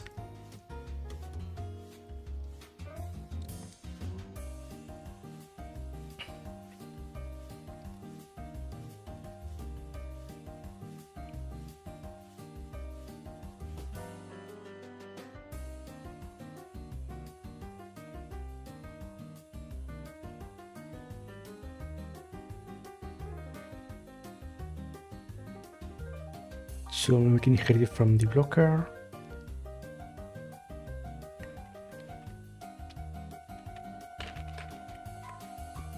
And let's remember to shield there.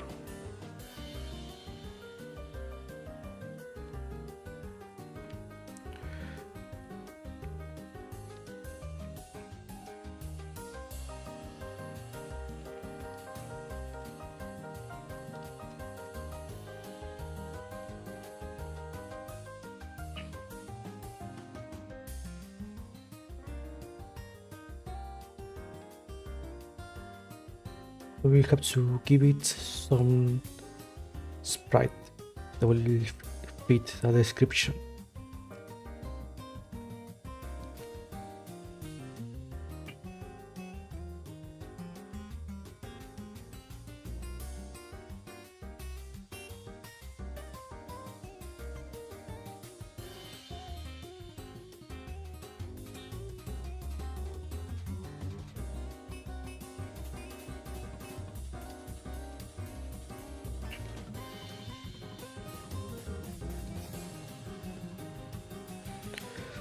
Like maybe we can use this one to make it chase the player.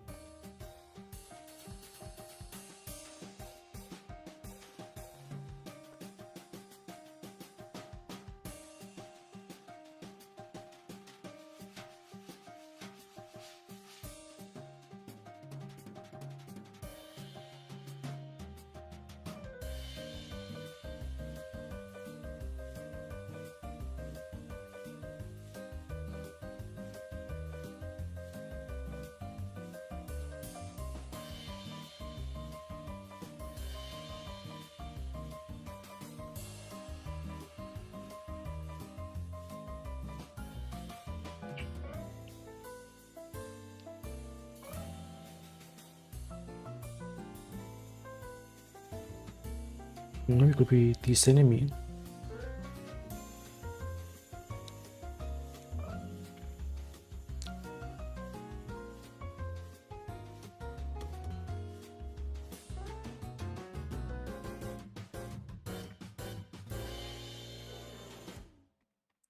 So that we have 6 frames.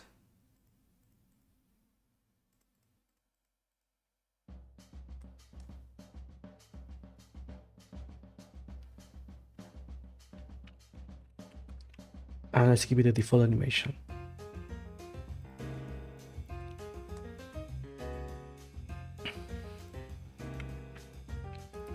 One, two, three, four, five, six.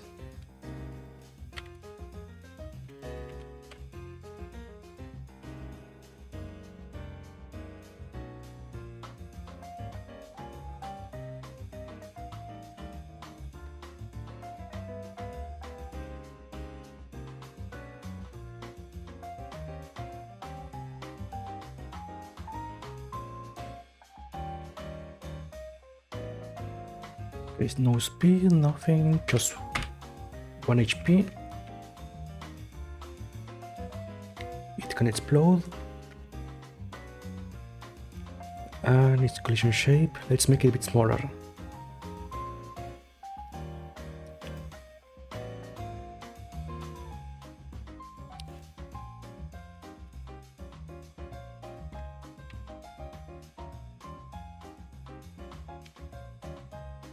Now it's going to be smaller because if you have on its sides a static body.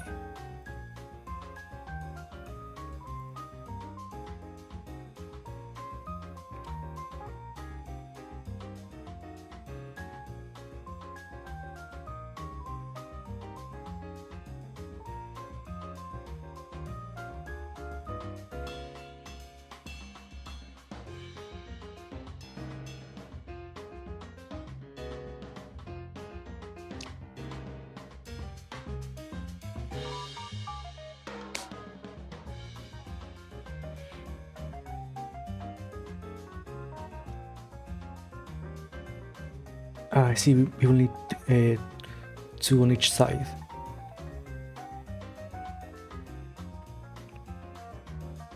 Unless I make this type of enemy its own class.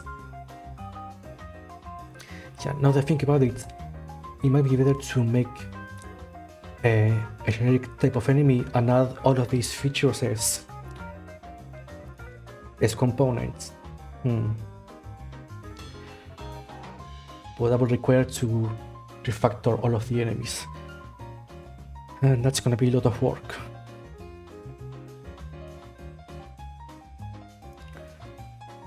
How should I go about making that?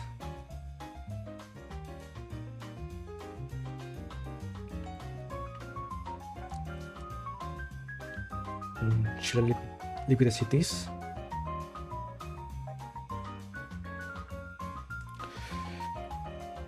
Yeah, for now let's leave it at that. Let's make it block on both sides.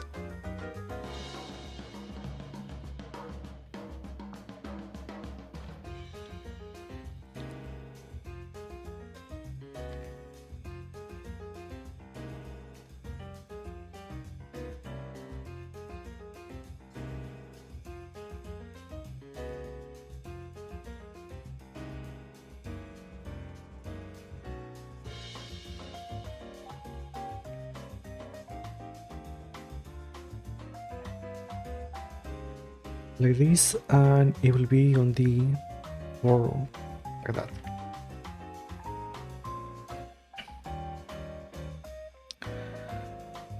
So if I go to the game scene,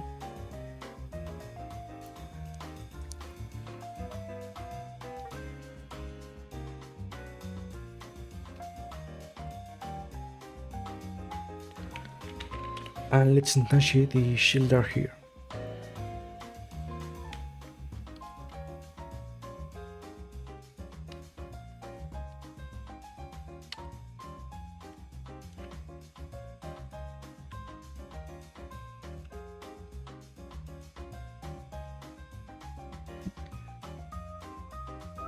Oops, I forgot about that.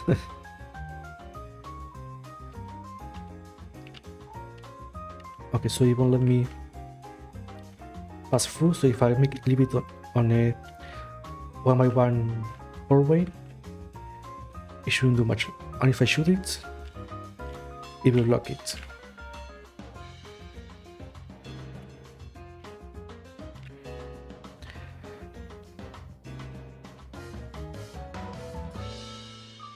But if I charge the spell, then we can go through and attack it. But the...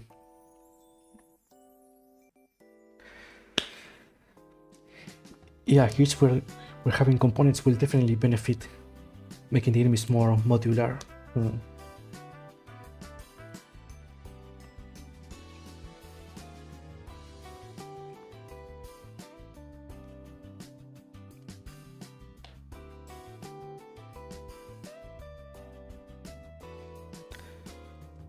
I don't know if I should make that now.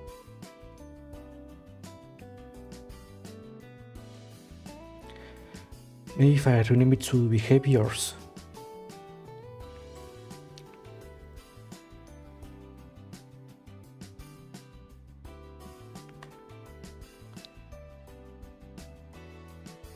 Let's see, enemy, class name enemy.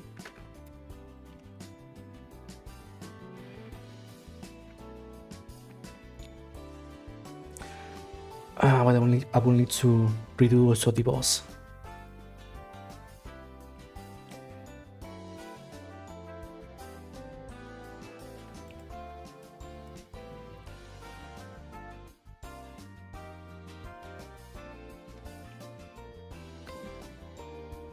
Because different will require its own AI.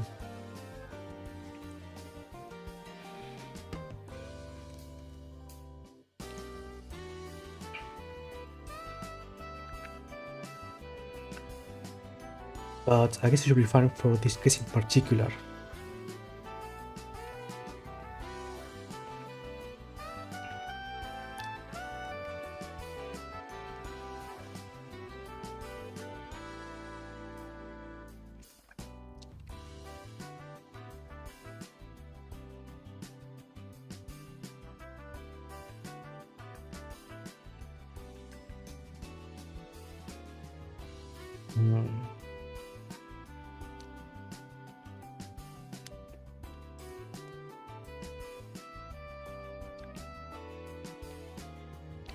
Yeah, so I guess in this case I can leave it as it is.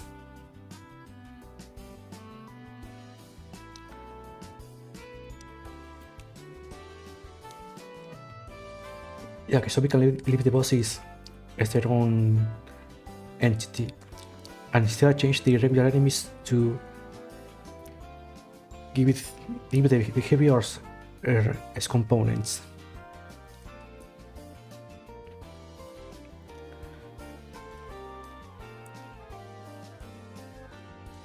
So where should that go?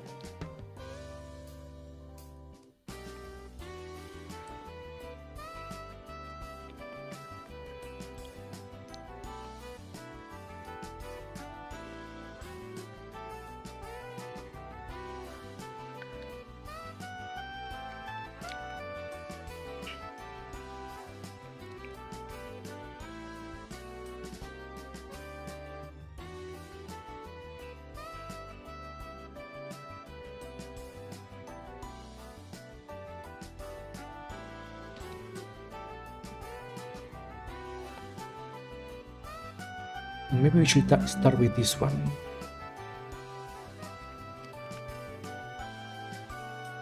We can make this its own component we can add to the default enemy.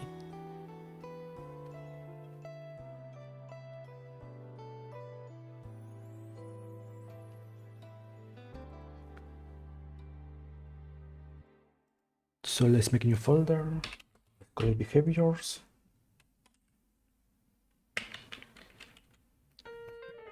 Wait, was it spelled like this? I always forget if it has or not an AU.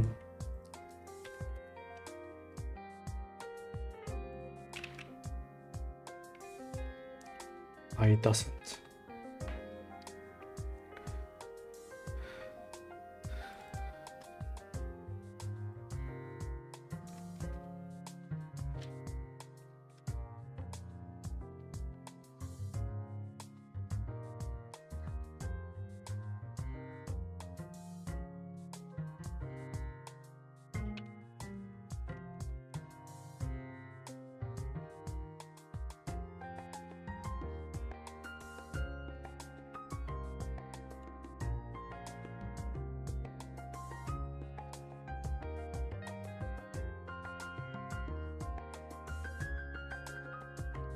All the behaviors will inherit from this one, which we have some base functions.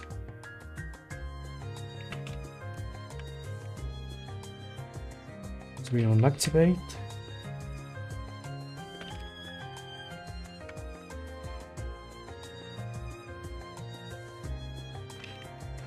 And on deactivate.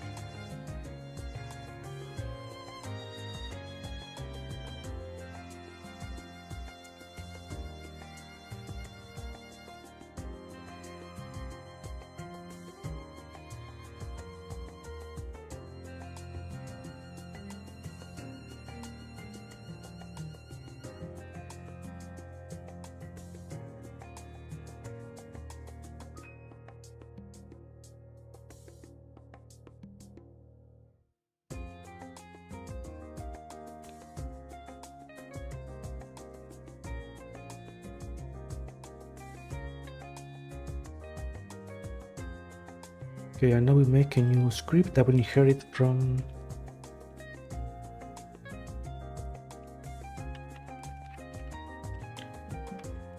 so this will be mostly just an experiment to see if we can encapsulate the AI inside behaviors, so it's easier to make new enemies.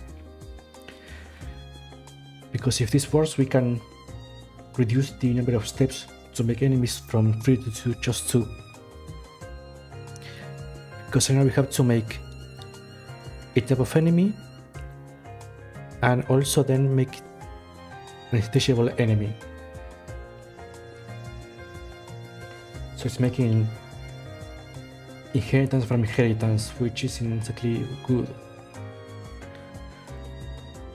So if instead we will just make an instance from the base enemy class and then add to that inherited enemy all the behaviors that we want, that will make it easier.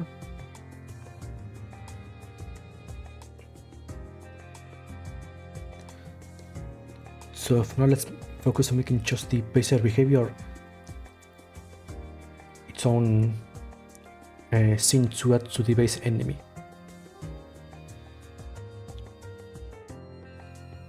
So we could make it like this. We could add the base node,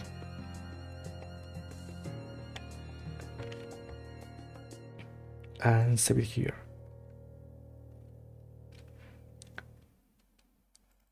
So here on activate,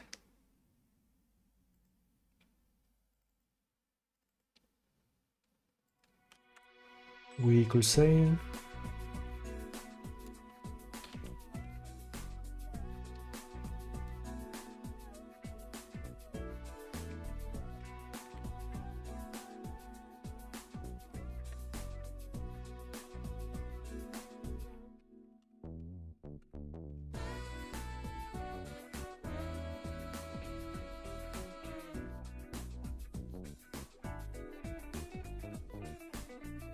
you can make it like this.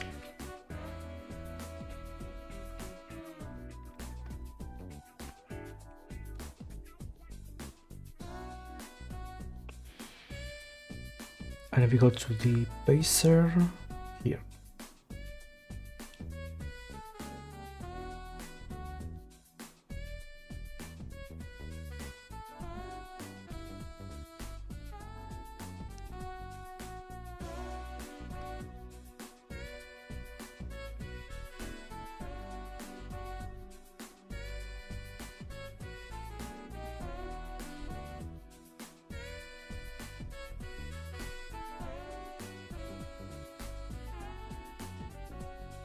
now basically we need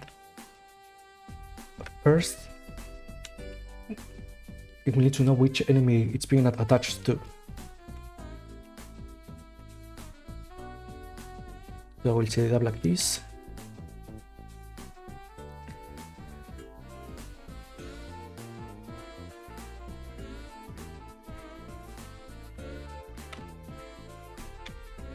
Let's name.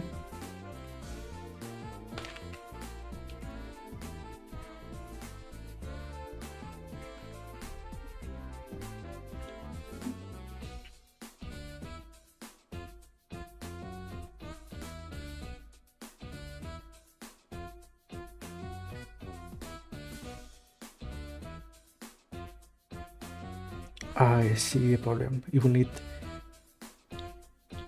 its own components.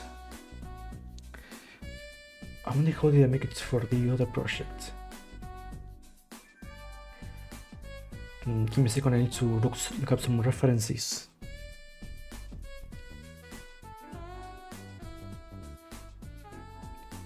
Let's see how was this made in this other project.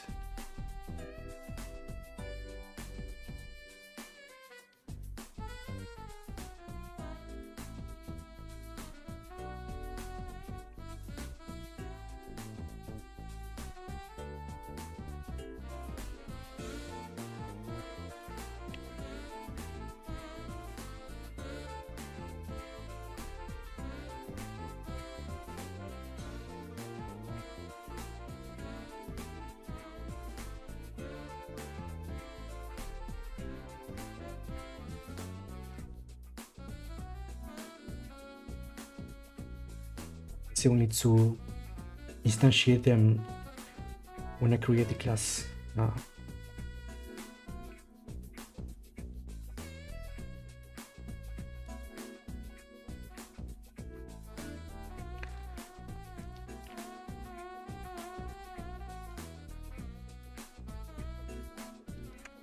See the case.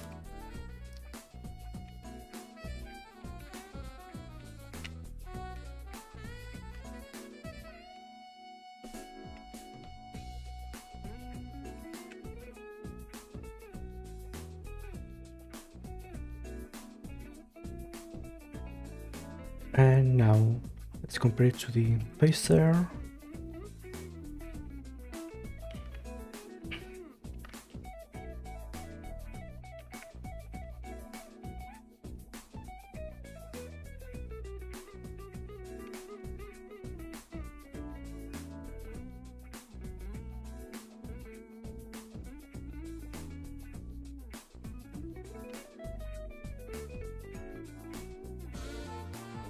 So it doesn't have an enemy attached, then we will exit the function.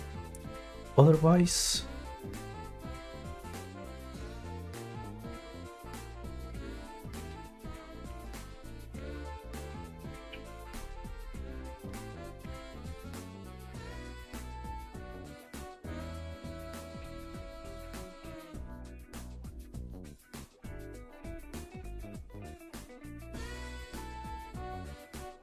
right, all of this information will be on the enemy.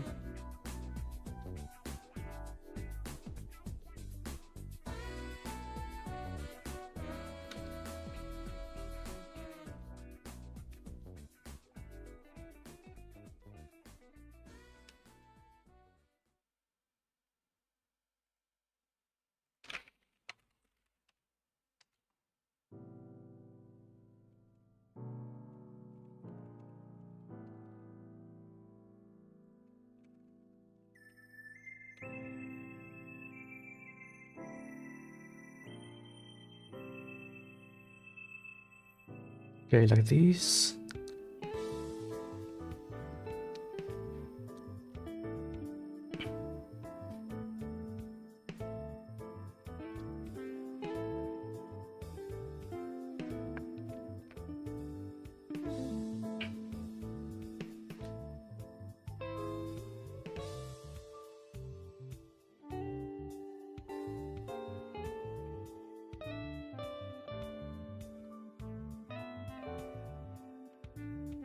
And I guess we also need to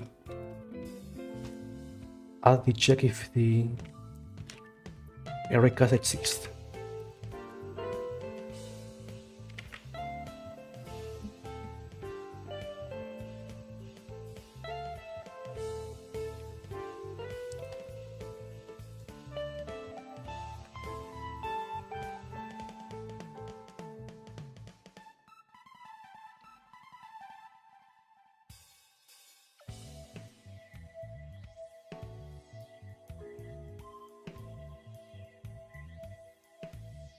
Right, so it should be this one, which we will need to remake.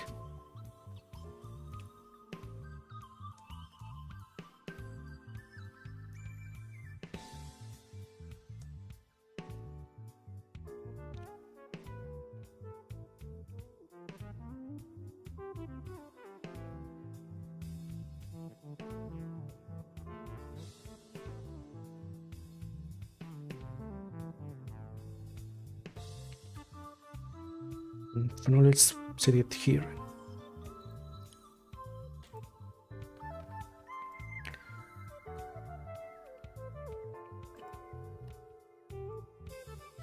New head is in from the base enemy,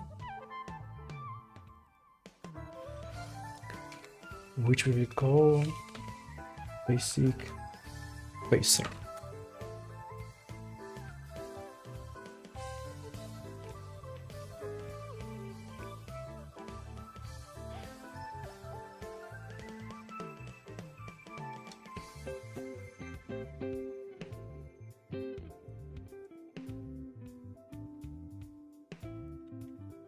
One can explode.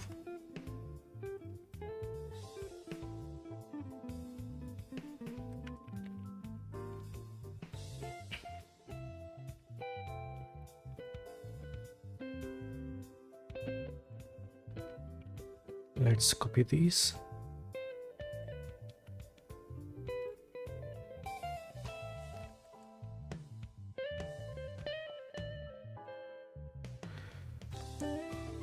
Three, 6, 7.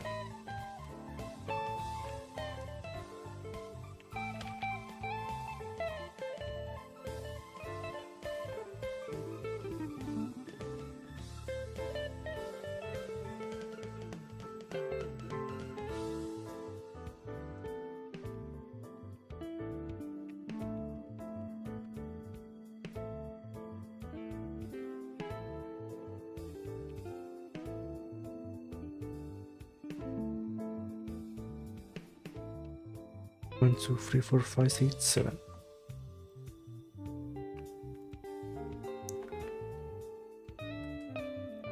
Okay, and now we give it the baser behavior.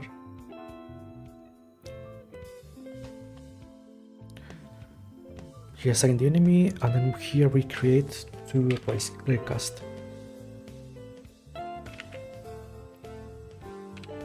Left and right.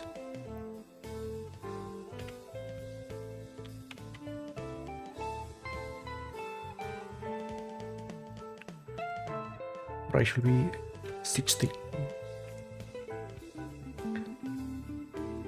Now the edge to the left and to the right.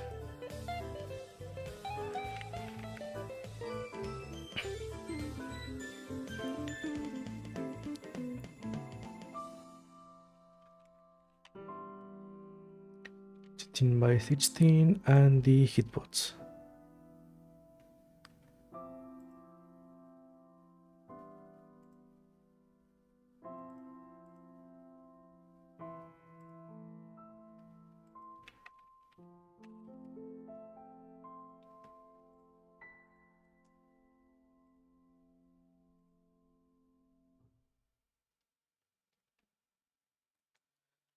Which will be for the player.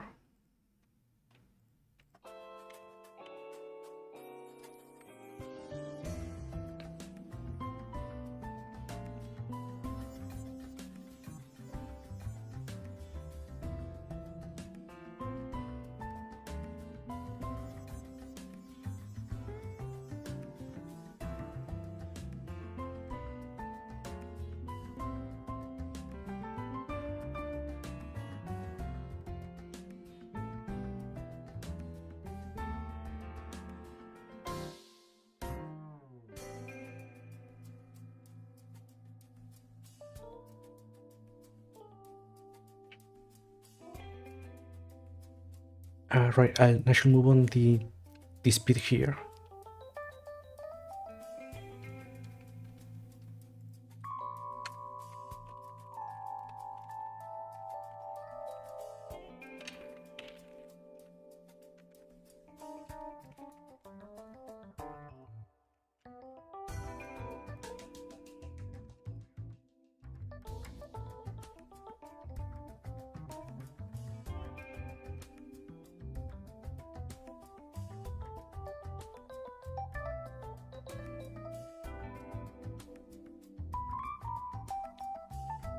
So now that we have this, if I go to the game,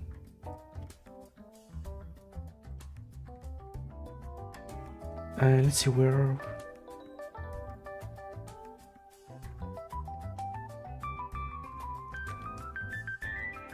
What is this? 3-1, 3-2. Here 4-2.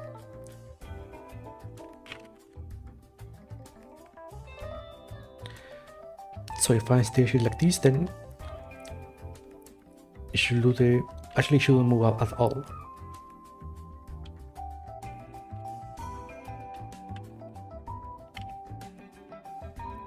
Okay, it gets destroyed.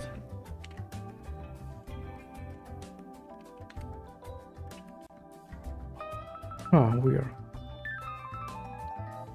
This should have. Right, because I never instantiated. Okay, that's much better. So now if I go here and change this value to 30, now it should move.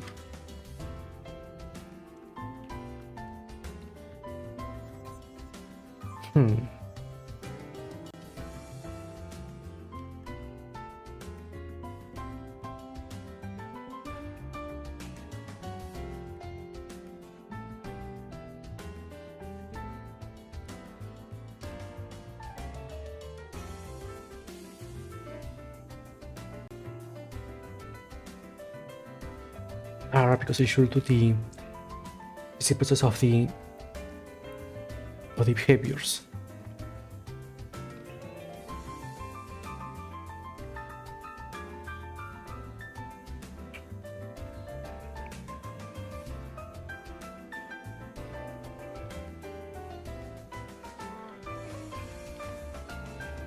No, actually, it is doing that.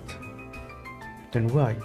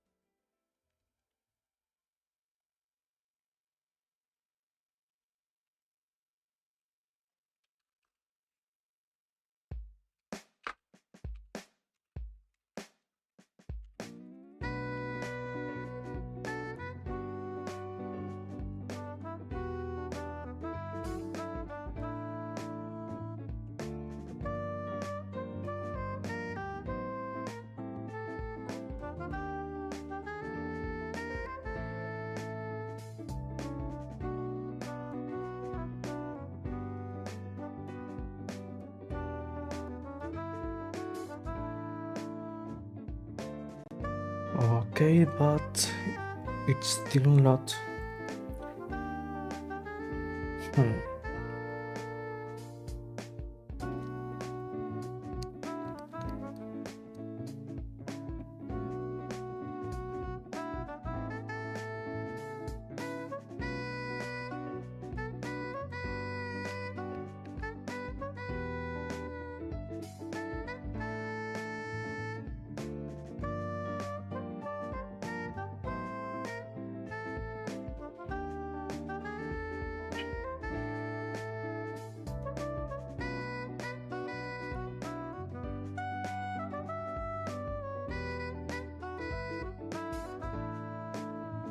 Okay, so the issue here is we move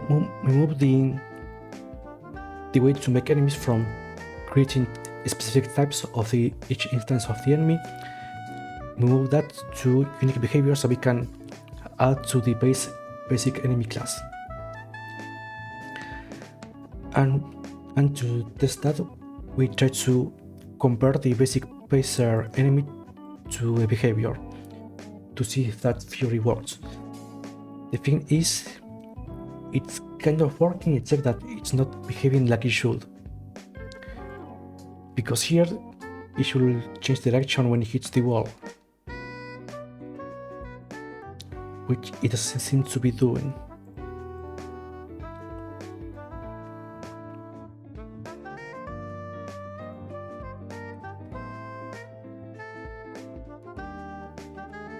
I wonder why it's that. Maybe there's no articulation shapes.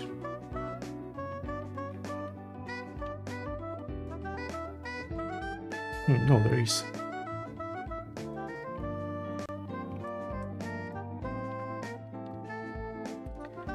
Let's see if I wait a second. 1, 2.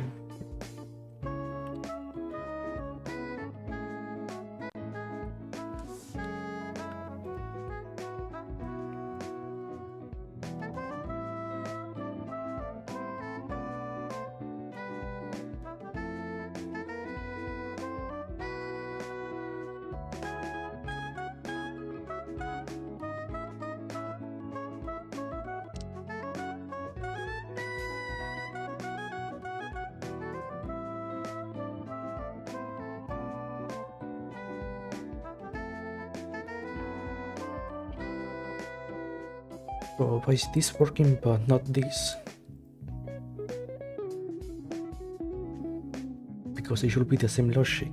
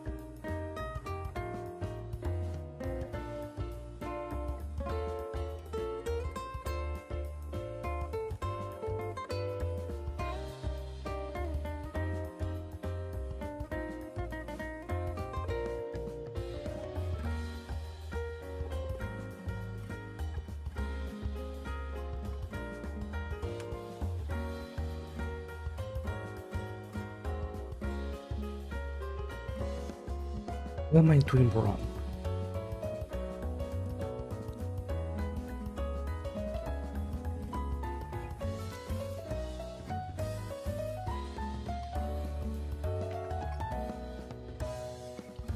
Let's see if we can catch that through debugging. Okay, so we know for sure that it's not detecting this. Now, why is that?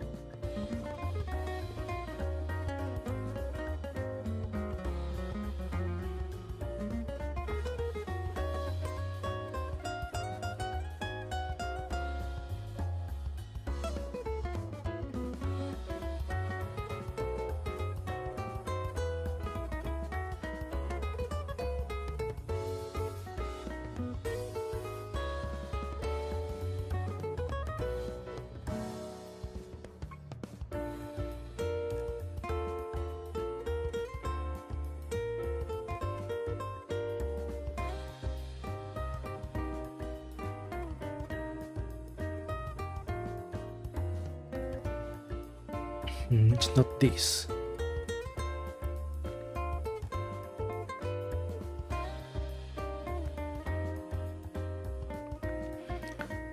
And it's not this.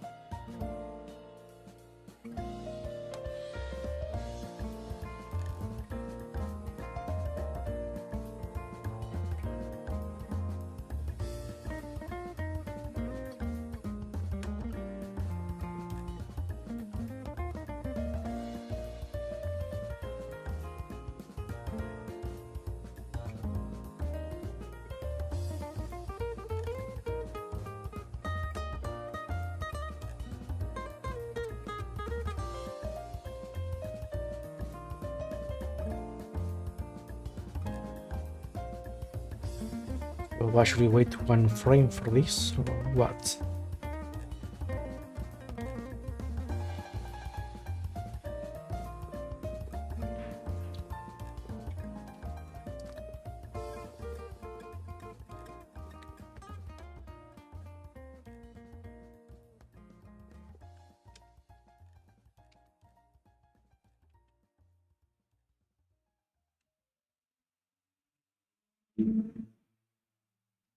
Because the thing is, it should detect the walls.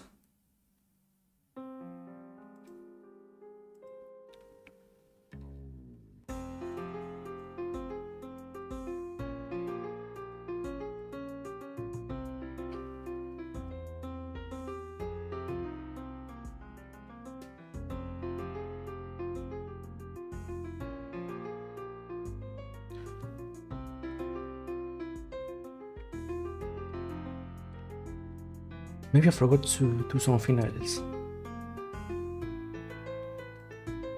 Let's see.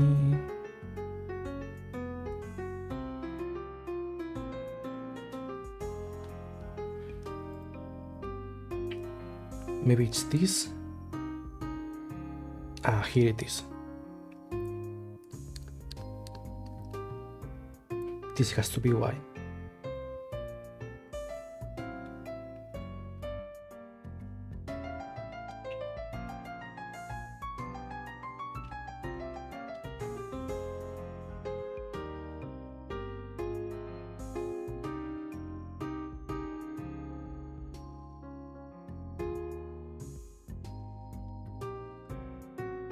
I don't miss because I forgot to add that.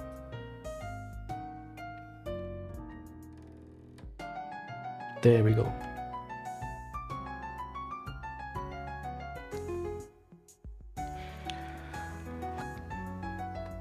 Okay, and now we need to do something with those raycast.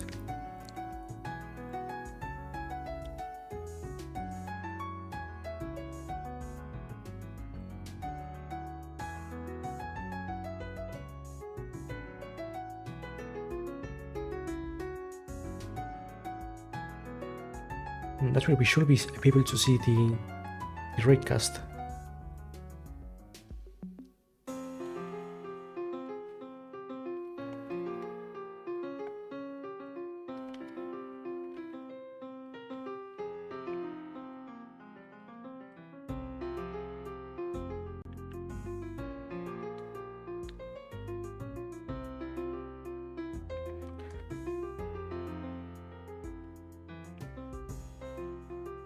Oh, it's weird that we're not seeing the raycast here.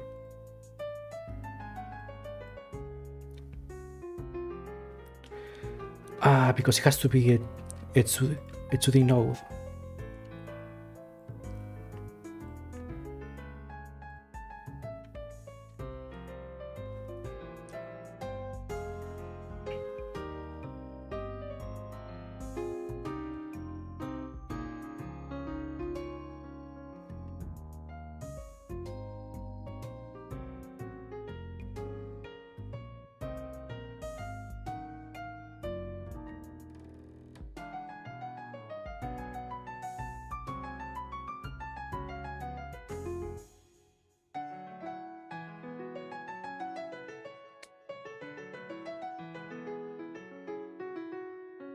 Now what if we let us change it to Node 2D?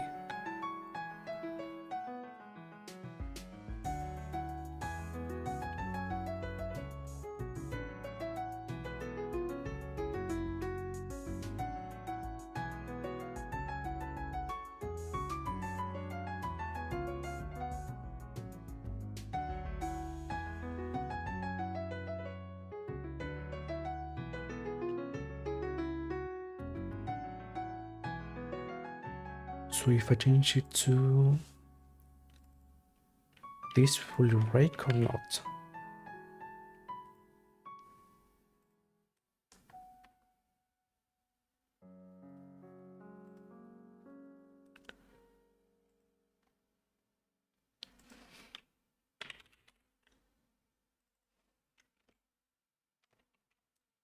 We're still not seeing the raycast.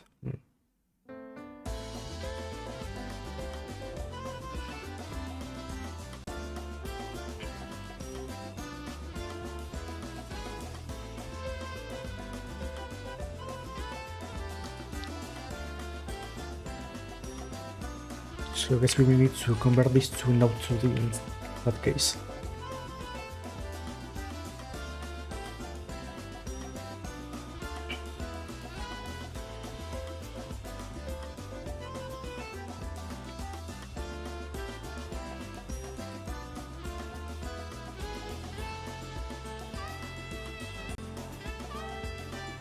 But we still cannot see the raycast. Why?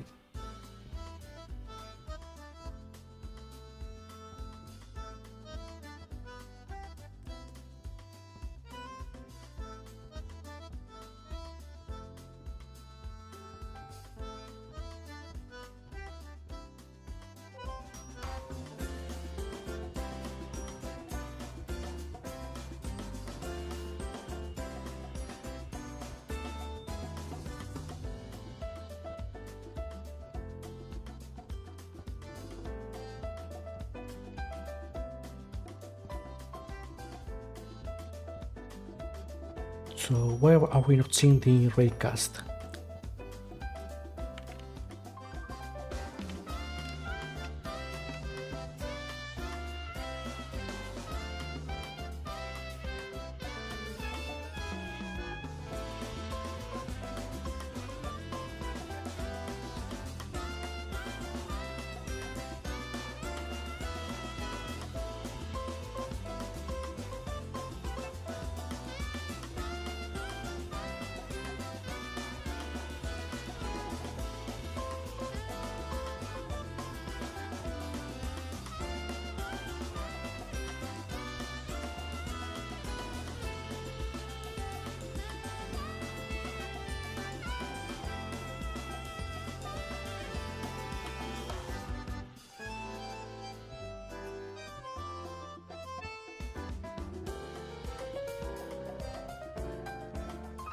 Let's see if it changes anything.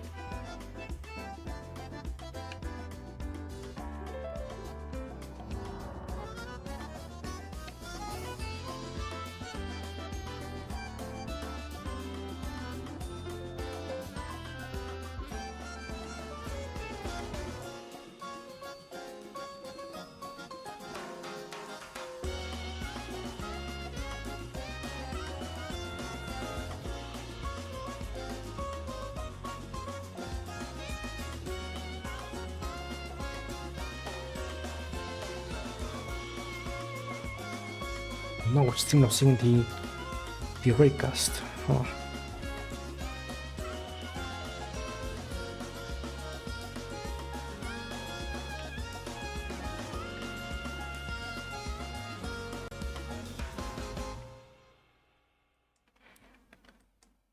So why do I need to add a raycast when I create the baser?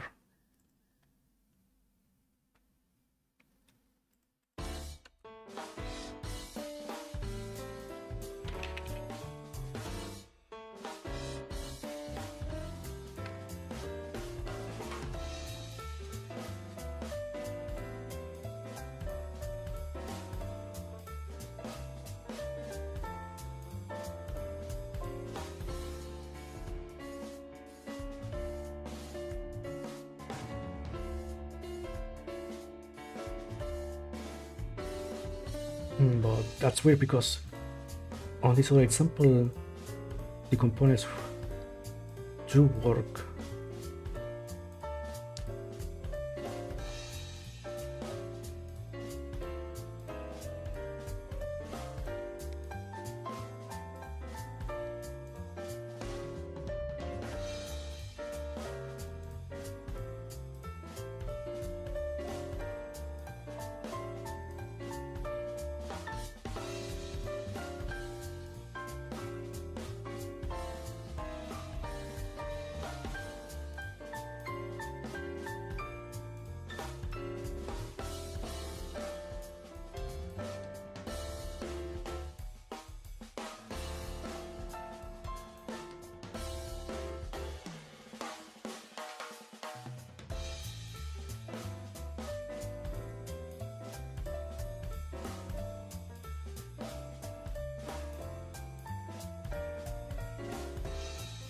Okay, collects with the wall.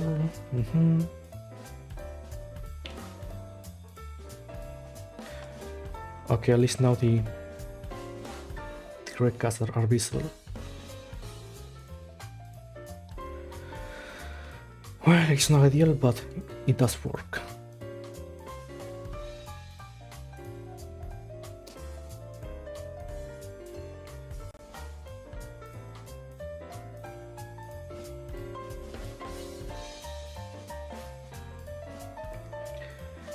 I was hoping I could add this inside the recast like this, but they don't show up, strangely.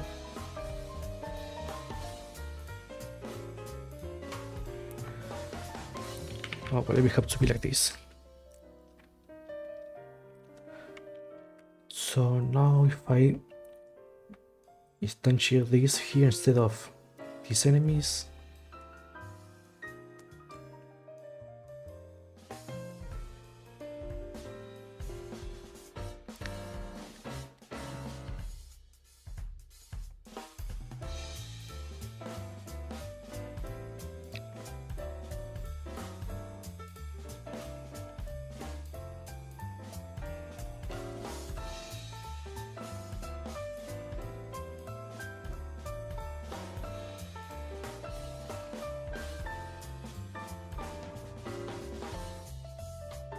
let's see, this one have 30 of speed and 3 life.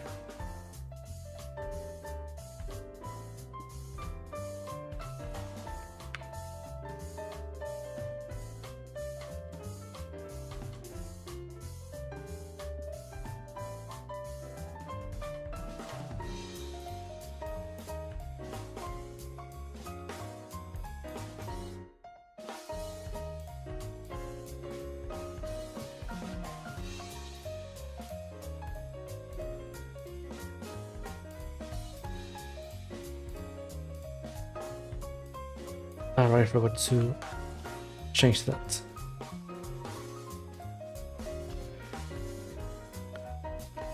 But it does still work, so that's good.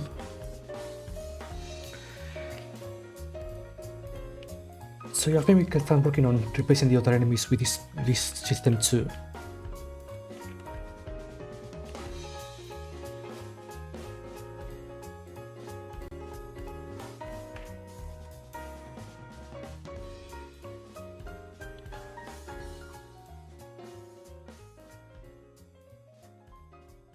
So this starts on the left. Actually, let's try it if that works.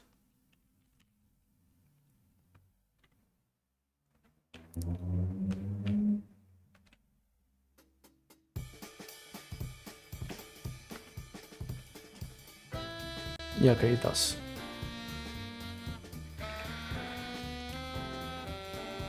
Well, might as well remake the other enemies too while we are at it before making the other ones.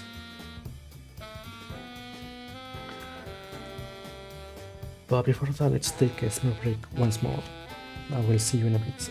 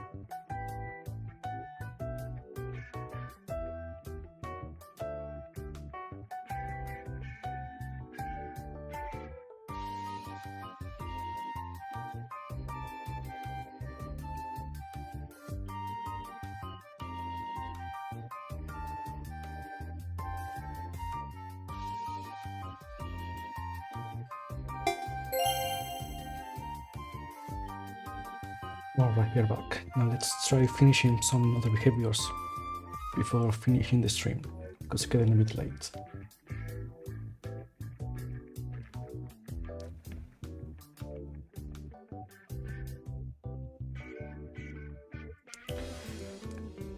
I think maybe we should write down which ones we need to do.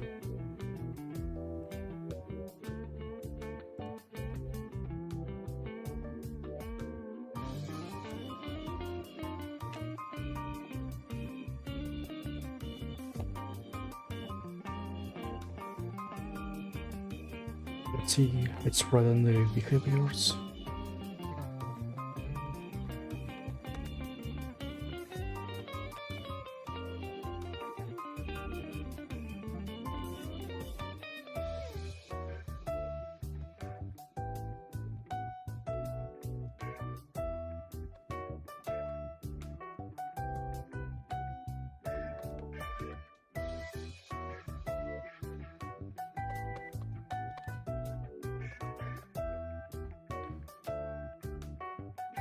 Okay, placer, which means moves horizontally, trapper moves vertically, jumper has both, shooter creates bullets, and orbiter moves around the center. Let's see, don't forget any other.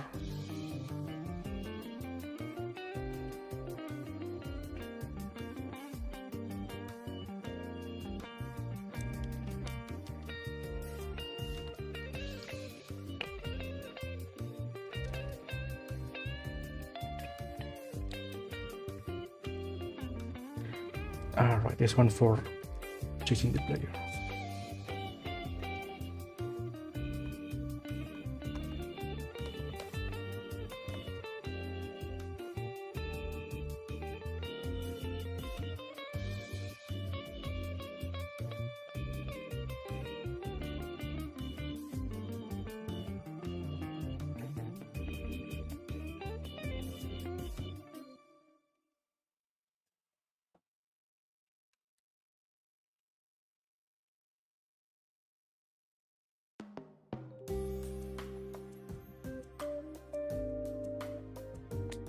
We're making the other behaviors that we know that work.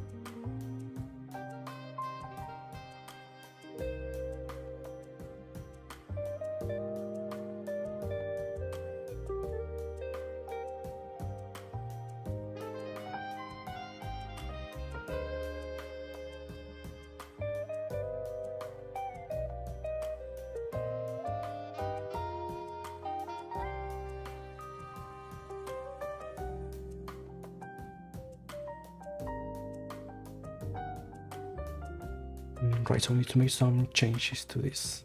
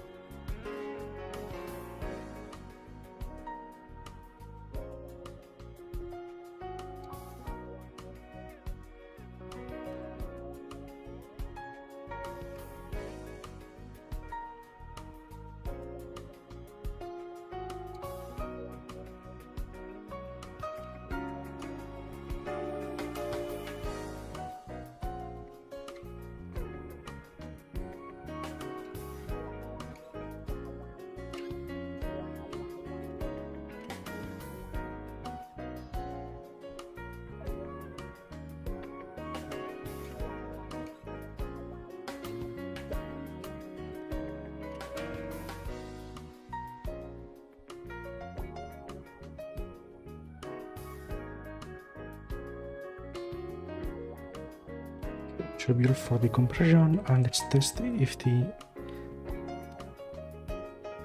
new dropper will actually work.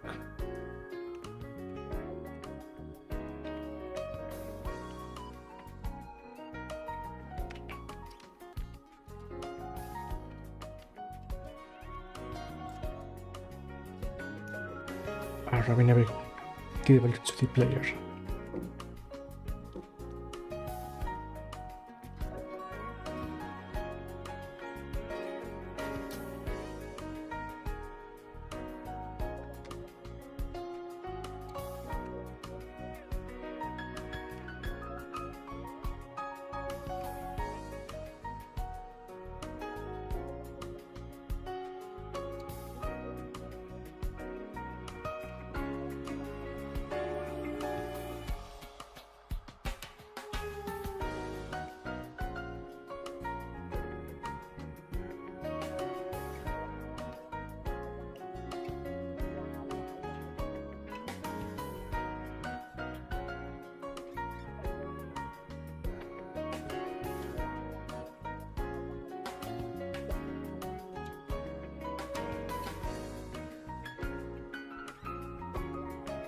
Oh, hey, Kayetu, what's up?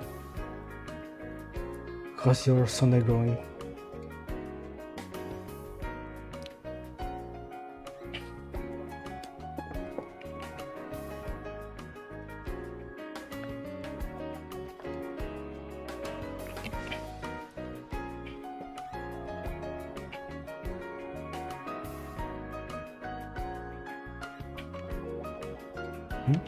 It's what?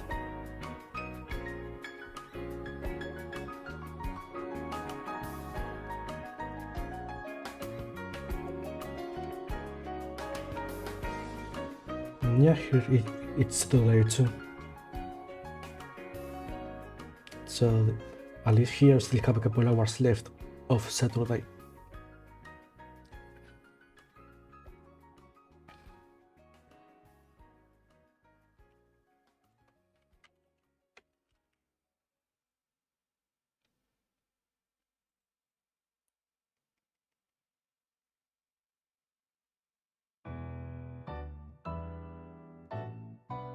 About to hit the bed. Ah, I see. Well, good job making it through work today. So I'll go get some well-deserved rest.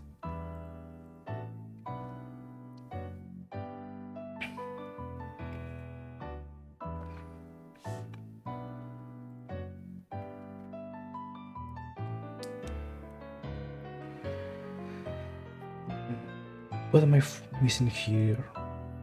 Here we're setting the physics.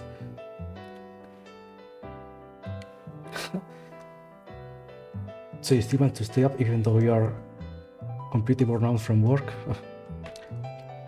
So what's the plan to do then before going to bed?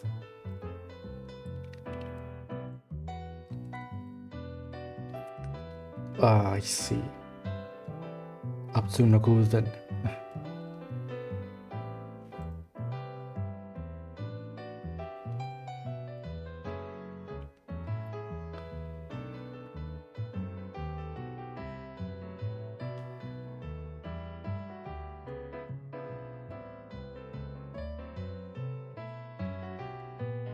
So here I should get the information.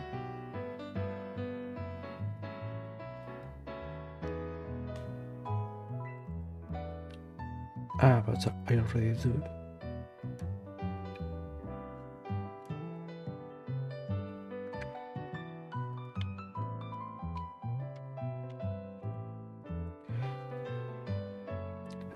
Today they will pick this game to work on. It's a small platformer that I've been working for a while.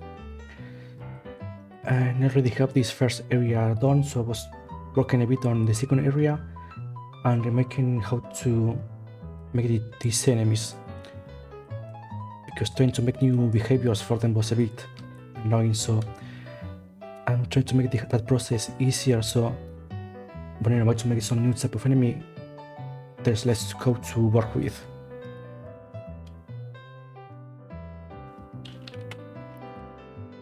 So what I have here so far, it's this first area.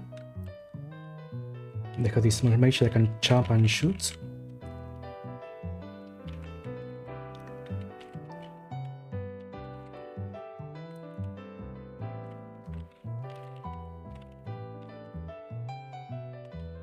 And we have so far working, it's the first area with the power up and a boss at the end of it.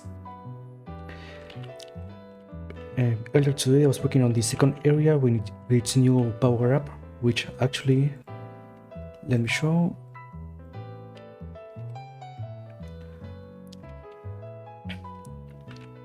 So you have this first, let's say that in the game you can get this double jump, also a charge attack.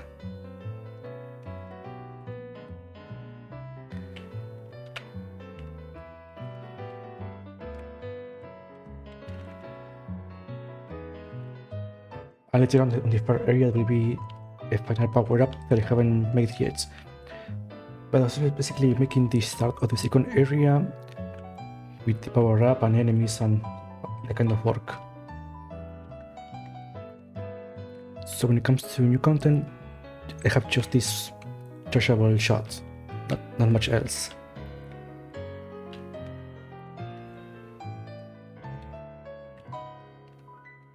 Oops, those initial with that enemy. I guess we have to check that.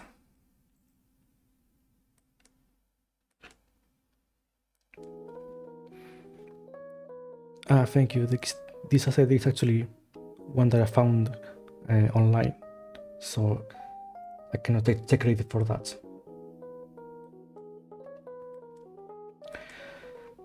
But yeah, basically, it is meant to be a short platformer that has just 3 basic areas with bosses and all of that, to have us practice to know how to make one.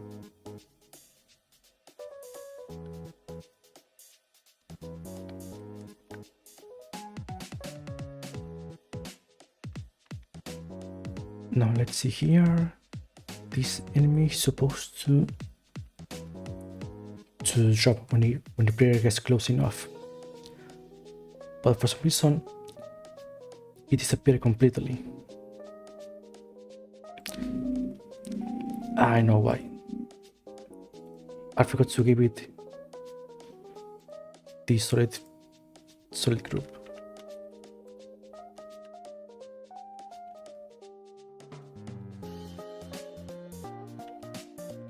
And it's still dropping fast. Weird.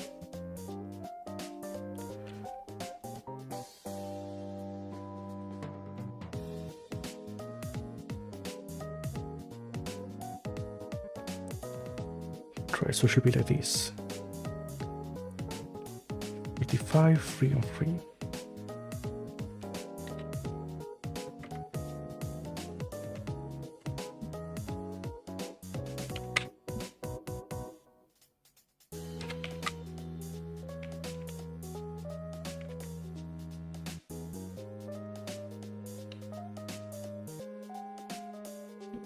Let's see now this works.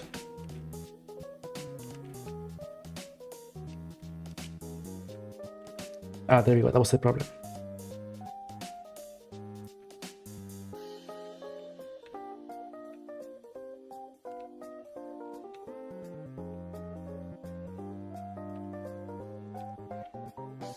Okay, perfect. Now it's easier to make this type of enemies.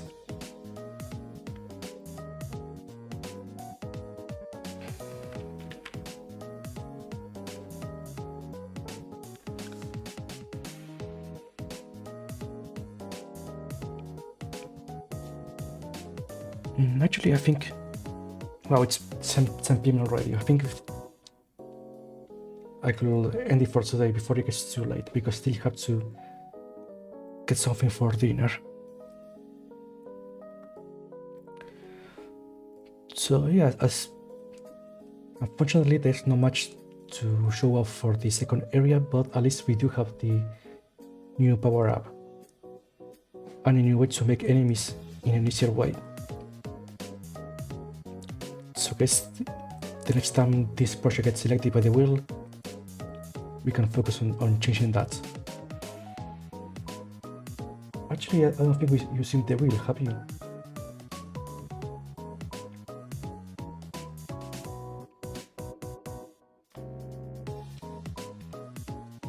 Let me open it up once again.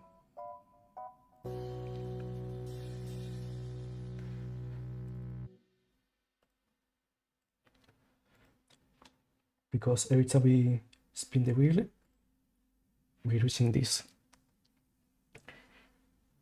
Here's a small backlog of my old projects that I have had abandoned for a while. So every time I have this type of stream, I spin it and I let it pick one of these to work on during the stream. Because otherwise I don't think I will ever have the time to work on this. So today it chose this project. But other times it could be a puzzle game, maybe an RPG, maybe side scrolling. You can never know. But yeah, I try to make every Saturday one of these type of streams. So there's always something interesting to work with. It's not the same usual long-term project.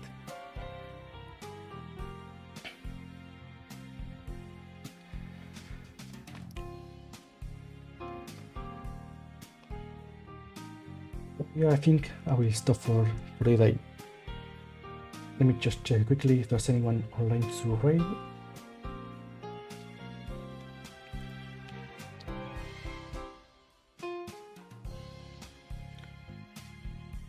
Let's see.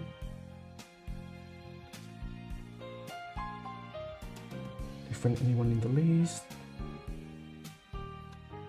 No, not really today, so I guess I'm leaving you all on your own, go wherever you would like. So thank everyone who stopped by to watch, comment and learn. Tomorrow I'll actually go back to the Beamer project. It's been a while, so let's see if I can remember what we've been doing back then. Because there's still a lot to do, it's just I don't remember what exactly. But yeah, enjoy your study and see you tomorrow.